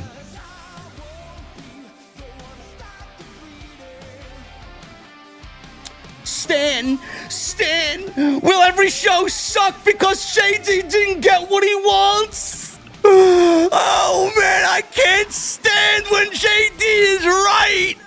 So I gotta sound like an idiot in his chat because he didn't like the show I love, man. I go to sleep dreaming of Tony Khan rubbing my inner thigh. I love AEW, man!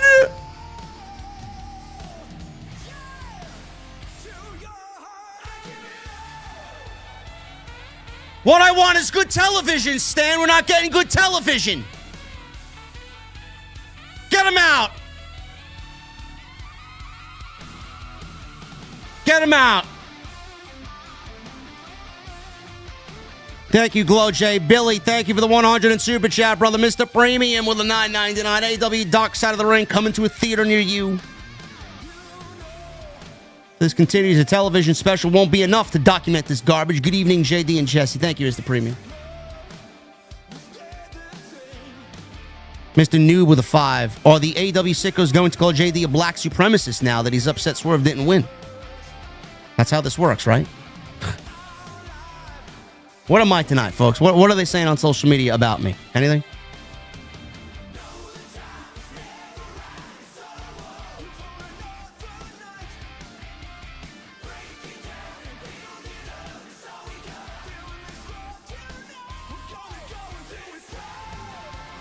Joel Resser with a 5. TK booked that finish like he runs the Jaguars. Priority free agency. Badly.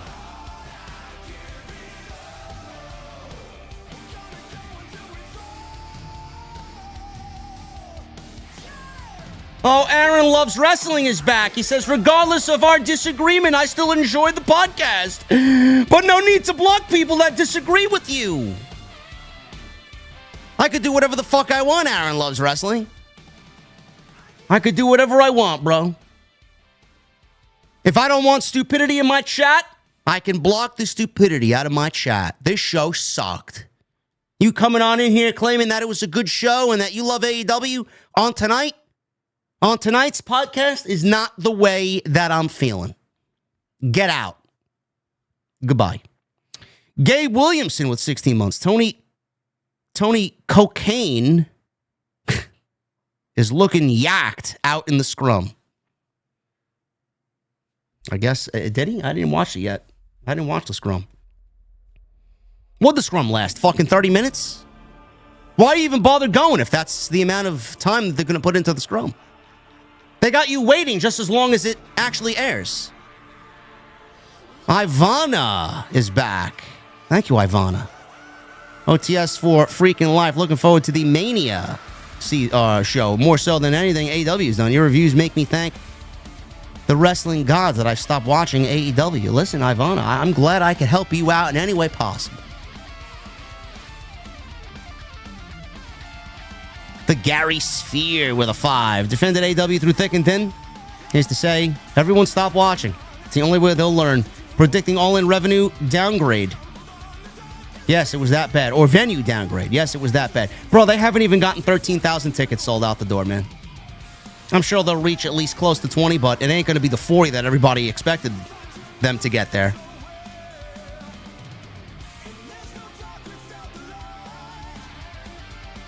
FN Raw with a 20. I genuinely feel bad for the loyal AEW fans through thick and thin. They gave this company the benefit of the doubt, and for this to happen feels like they're getting spit on by someone that either doesn't know or simply doesn't care. Bro, John Moxley thinks this is his bloodline. The Death Riders are literally the death of AEW. How long do I think AEW lasts? They'll be gone in 5 years. If this is the way that we're going, man, they'll be gone in 5 years. There's no way. There's no way that Warner can look at this and all the discourse and the declining ratings and give them the same amount of money that they got this year. No way. Devin M. Thank you, Flash. Appreciate you, brother. Devin M with a $4.99. This shit show is coming to be more tomorrow. Wouldn't go if I got free tickets. Awful. At least my Sox beat the Cards. Go Sox, go Braves.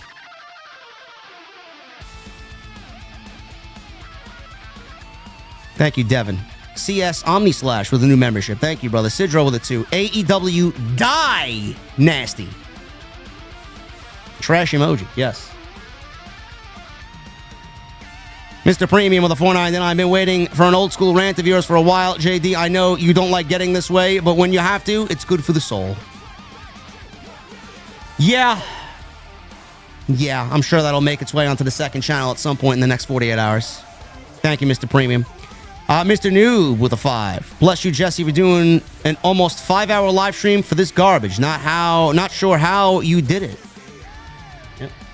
Jesse's a trooper. It's the life of a content creator, man. You got to live it. You got to embrace it. If not, you ain't going nowhere.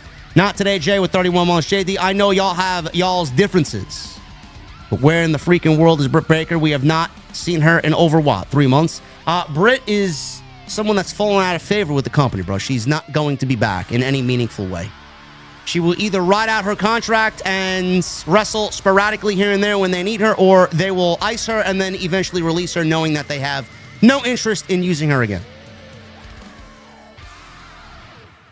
Hidden Network, thank you, brother, for the super chat earlier. I appreciate you very much being here.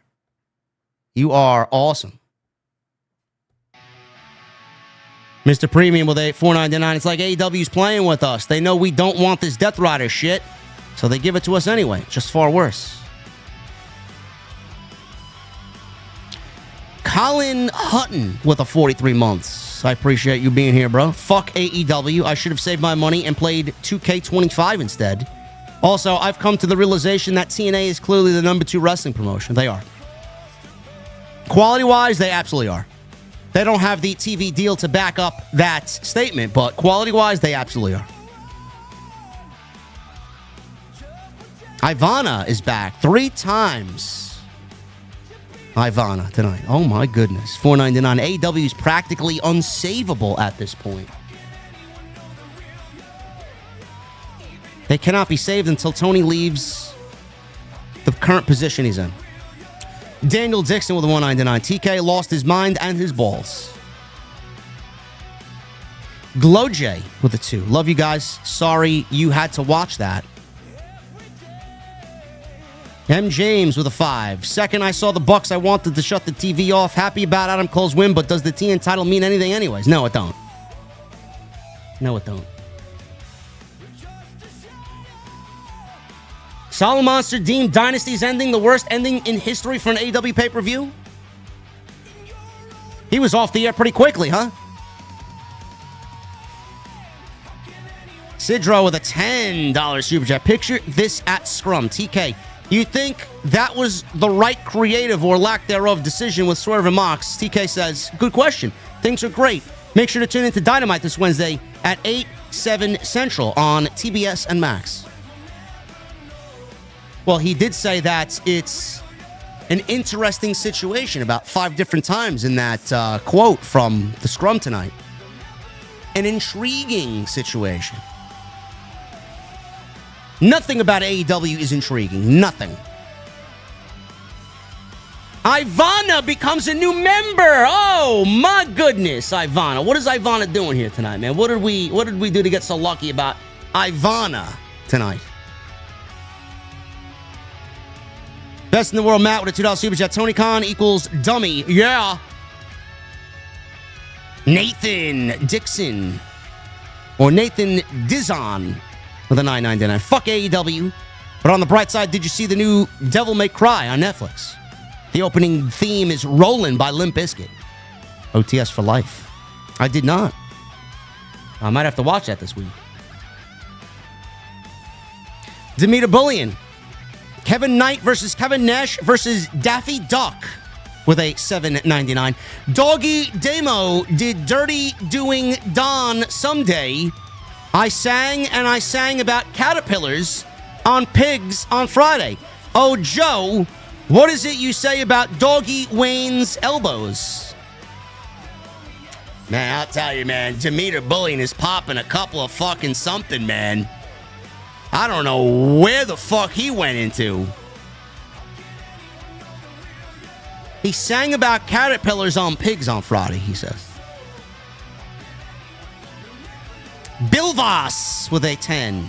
AEW is so desperate for people to watch, they started showing it on Disney Plus and shoved it in the ESPN section just for people to watch. Wrestling bios make me love WCW 2000 more than AEW now.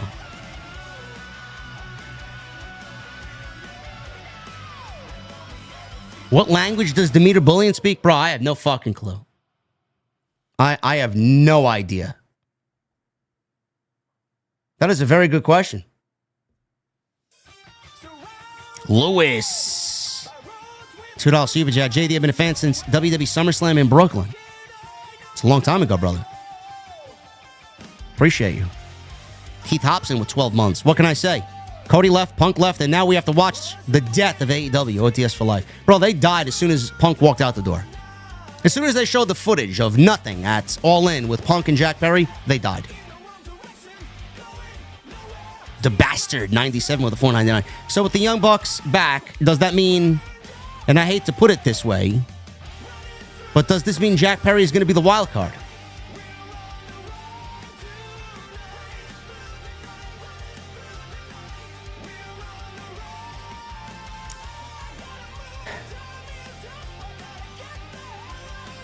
Bro, if Jack Perry's the wild card, man, I may have another fucking meltdown. I may have another rant. I hope that's not the case. That sounds terrible. Mr. 412 with a 10. The best thing about AEW I like is the Hurt Syndicate. Also, the ending of the pay-per-view sucked. Craig with a new membership. Thank you, brother. Me oh my with a 2. Dynasty was PP. It was. Craig with a 5. Thank you, brother. Ali Williams with a $1.99. What's with Swerve's weird obsession with Booker T? I have no fucking clue. It's the company being petty because that's all they know how to. Learning Tree Jericho with the 20. I could buy more into MJF wanting to be in the Hurt Syndicate if it came with a violent, more serious shift in this character. They really should have kept him as the anti-hero tweener when he returned last year at Double or Nothing. Yeah, I don't know what the hastiness was to get him back to being a heel. I thought he was feeling and looking good there. I don't know. Theme parks and things with Johnny, 29 months. I miss the old days of AEW, but Vince leaving really hurt this company. But thank you for the work, JD and Jesse. You guys are a great escape from the world. Thank you, brother.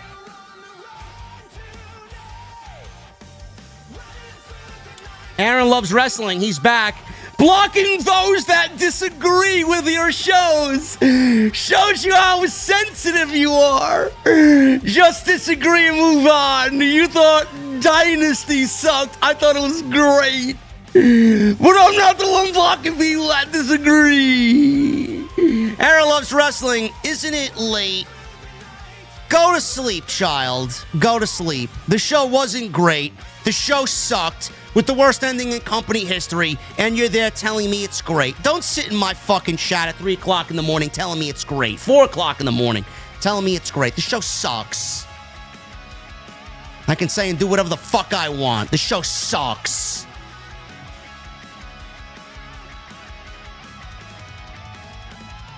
DJ Boat with a 199. Sweet meat. Pause.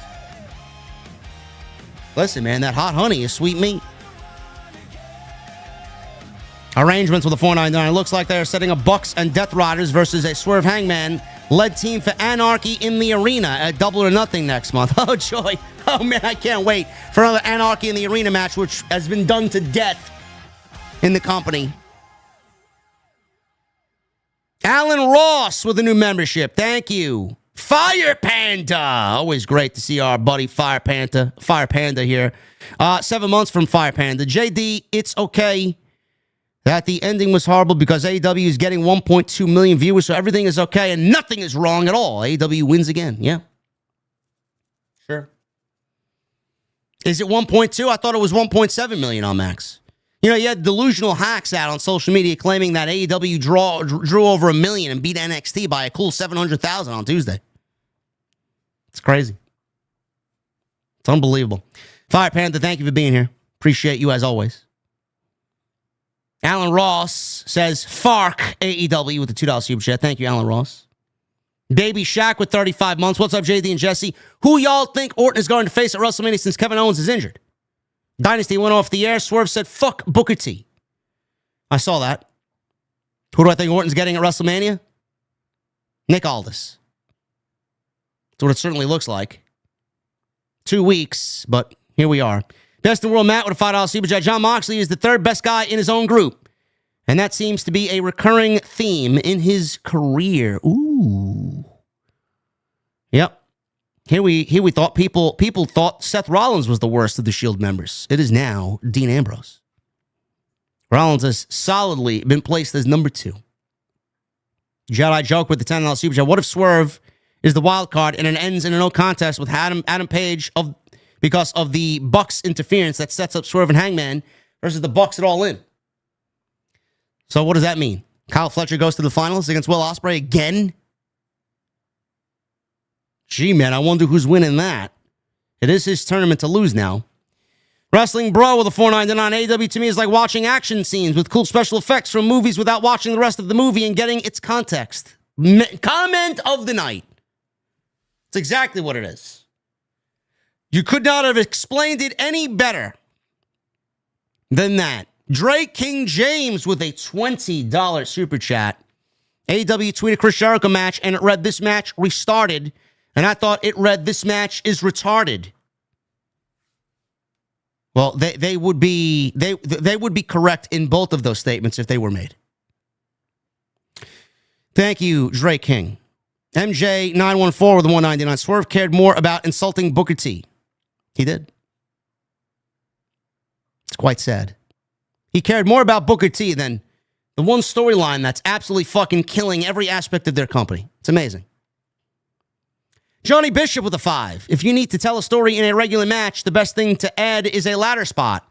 That's what wrestling is all about. Thank you, Tony. As soon as they fail to tell a story, they immediately go to the plunder. That's all they know how to do. They don't know how to create emotional moments with story. They only know how to create moments with plunder that mean nothing. Nate TV with a 2. The Minecraft movie seems more enjoyable than AEW. You could not pay me to go see the Minecraft movie. At all. Johnny Bishop with a new membership. Thank you, Johnny Bishop. And Silver Tower with a Kanata $20 super chat. Silver Tower says, you are amazing with a YouTube super emoji con. I appreciate that, Silver Tower. Guys, we have 4,300 in here tonight and another easy 1,000 plus on X. Easy. I won't be surprised if it was 2,000 on X. Thank you guys for a great stream, man. I am completely spent. It is 4 a.m. 4 a.m. Eastern time, and I still got 3,300 people in here, man. Damon Frazier with a 2. How the hell are you still awake, JD? Because I love this shit. And there's no one putting in the fucking work that does what I do like I do it. That's why. And I'm confident enough in that.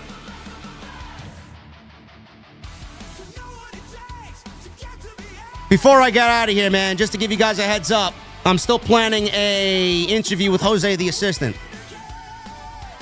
Jose wants to do it in person, which means we have to get him out here. Jose's promised me some bombs to do it in person.